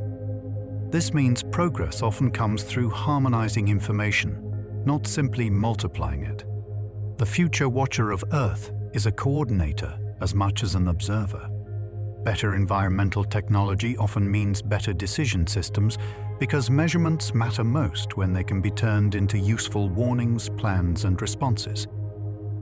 Information that sits unused is limited in value. But information that reaches the right people in time can help protect lives, guide resources, and reduce damage. In that way, the future of sensing is closely tied to the future of action.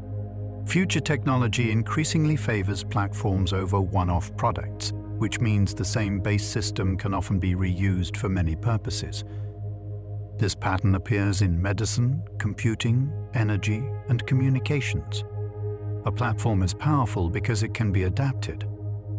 Instead of solving only one problem, it creates a flexible foundation on which many future solutions can be built.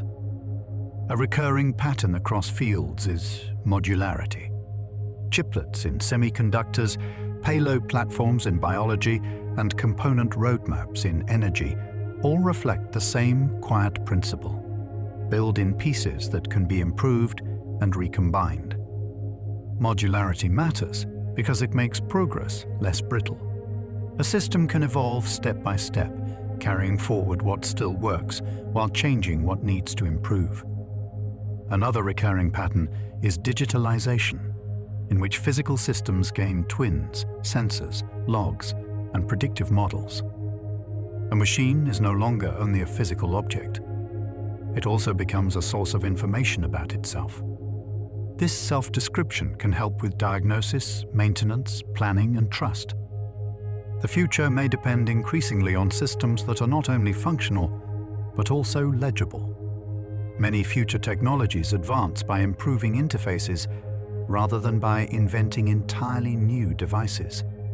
The way systems connect often determines how useful they become. Better interfaces allow information, power, materials, or decisions to flow more smoothly across boundaries. In this sense, the future often grows at the joints between things, where separate pieces learn to cooperate more gracefully. Standardization is a quiet engine of future technology because it allows separate efforts to become part of a shared world. Without standards, even excellent inventions can remain isolated. With them, different tools can work together, improvements can spread, and systems can scale. The future often depends on these calm agreements that make compatibility possible. Future technology is increasingly measured by manufacturability, which means a good idea must also survive the realities of production. A laboratory success can be fragile if it cannot be built reliably or affordably. That is why the future so often depends on process discipline. Discovery opens the door, but manufacturing determines whether people can actually walk through it.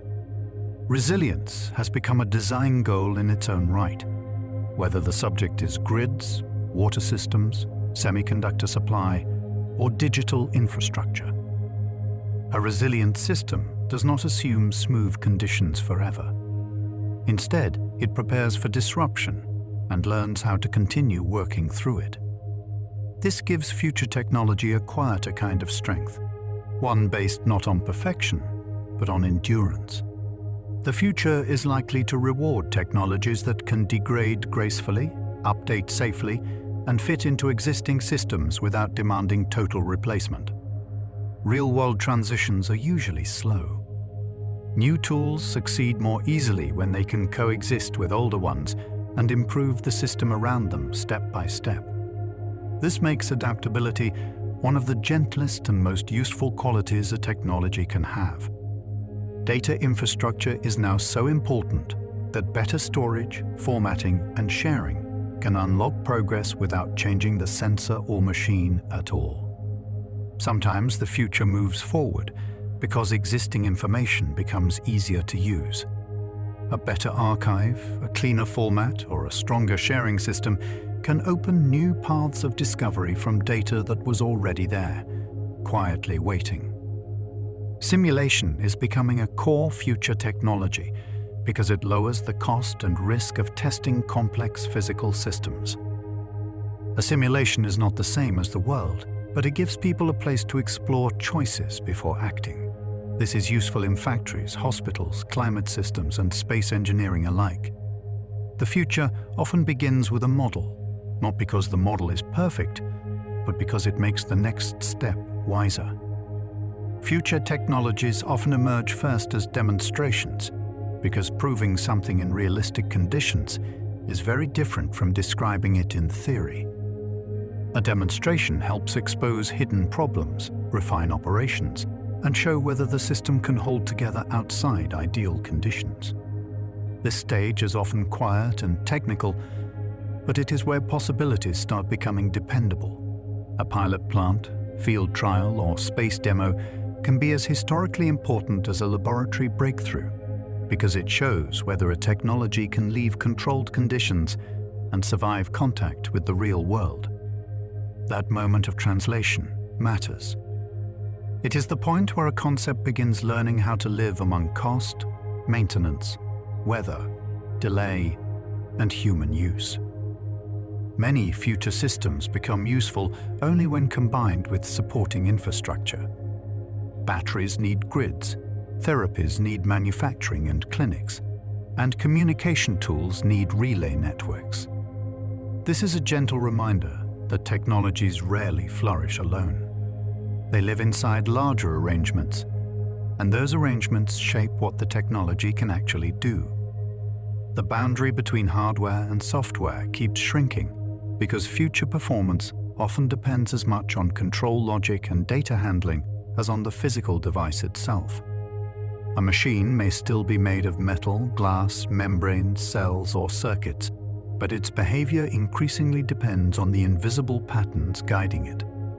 This makes future systems more flexible, but also more dependent on careful coordination. Future technology is often less about raw invention and more about orchestrating many mature parts into a better whole. This orchestration can involve design, timing, compatibility, standards, maintenance, and the patient shaping of workflows. Such progress may seem less dramatic than a single breakthrough, yet it is often what makes change durable. Physical technologies are becoming more programmable, whether through software-defined networks, engineered cells, or configurable production lines.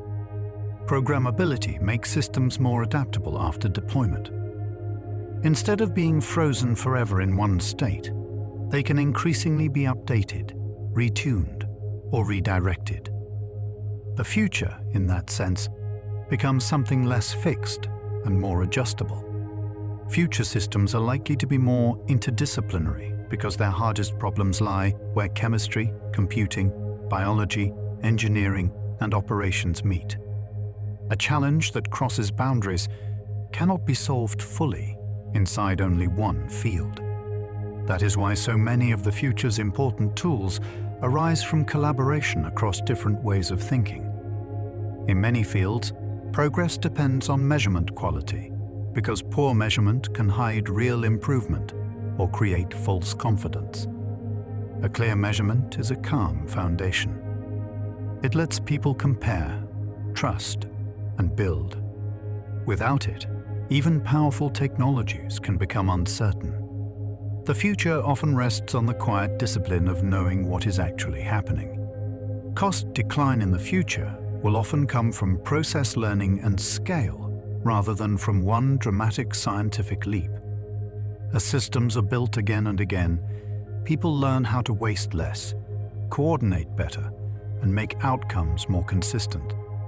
This kind of improvement is gradual, but it can reshape what becomes affordable enough to spread. Some future technologies succeed because they reduce setup complexity. Ease of use is not a trivial detail. It often determines whether a powerful system remains rare or becomes part of ordinary life. A tool that works well with less friction may quietly outrun one that is technically superior, but too difficult to use in practice. Future technology is increasingly expected to be explainable in operational terms because hospitals, regulators, utilities, and infrastructure operators need to trust what they deploy. A system becomes easier to accept when its behavior can be understood, measured, and monitored. The future is not built by mystery alone. It also depends on calm intelligibility. Cybersecurity is becoming a universal design requirement because more systems are connected, data-rich, and remotely updated. As tools become smarter and more networked, they also become more exposed. This means the future must protect its connections as carefully as it celebrates them. Safety increasingly includes digital safety. Environmental limits are shaping technological choices more strongly, which is why material abundance and energy intensity matter so much. A solution that depends on scarce resources or high energy use may struggle to spread widely. The future often favors approaches that can live more comfortably within physical limits rather than only impressing under ideal conditions. A future technology can be elegant and still fail if it depends on fragile supply chains or scarce expertise. This is one of the more grounding truths about innovation. A system must not only work, it must also be supported by the world around it. Materials, training, logistics, and maintenance all become part of whether a promising idea can truly endure. More future systems will likely be upgraded iteratively, which means their progress may come in many small revisions rather than one single dramatic debut. This quieter form of change is easy to overlook, yet it is often how technologies mature. They improve steadily until one day they feel ordinary, even though they have changed enormously from where they began. Fields that seem unrelated often share the same pattern of progress. Better models, better data, better interfaces, and then better deployment. That rhythm appears in medicine, energy, agriculture, space systems, and manufacturing. It suggests that the future is not random. It often grows through familiar sequences of understanding, refinement, and careful application. One of the most realistic truths about future technology is that replacement is slow. New and old systems usually overlap for years, sometimes for decades. This means the future does not arrive by erasing the present overnight. It arrives by settling in gradually, sharing space for a long time with what came before. Hybrid systems are common in future planning because different tools have different strengths. Mixed propulsion, mixed cryptography, and mixed energy portfolios all reflect the same practical wisdom. The future often prefers combinations that balance trade-offs rather than demanding purity from one single approach. Future technology often becomes quieter as it matures, moving from spectacular headlines into ordinary infrastructure. Once something works reliably enough, it may fade from public attention precisely because it has become dependable. This is a soft kind of success, the moment when a technology becomes useful enough to disappear into the background of everyday life. The most durable future technologies are usually the ones that fit into wider systems instead of forcing the world to reorganize completely around them. Compatibility, patience, and graceful integration often matter more than drama. A technology that can join the world gently may outlast one that tries to shock it all at once. Future technologies are increasingly judged by whether they can be scaled responsibly, not just by whether they can work once. Responsibility here includes safety, cost, resources, resilience, and long-term maintenance. The future asks not only can this be done, but also can it be done well, widely, and wisely? Some of the most consequential future advances may be procedural rather than spectacular, such as safer protocols, better standards, more reliable manufacturing steps, and calmer systems, of course. Coordination. These changes may not always look dramatic, but they help everything else become steadier. And very often, steadiness is what allows progress to last. The long-term pattern across future technology is not the replacement of human beings by machines, but deeper cooperation between human judgment and machine capability. Machines can measure, predict, optimize, and repeat. Humans still interpret, care, decide, and adapt. The future seems to be moving not toward silence from one side, but toward a softer conversation between both. And perhaps the clearest pattern of all is that future progress depends on integration. The systems that endure are usually the ones that connect science, engineering, manufacturing, operations, and human use into something workable and calm. So as the night grows quieter, it is enough to rest with that thought that the future is not only made of invention, but of many careful pieces learning, little by little, how to move together.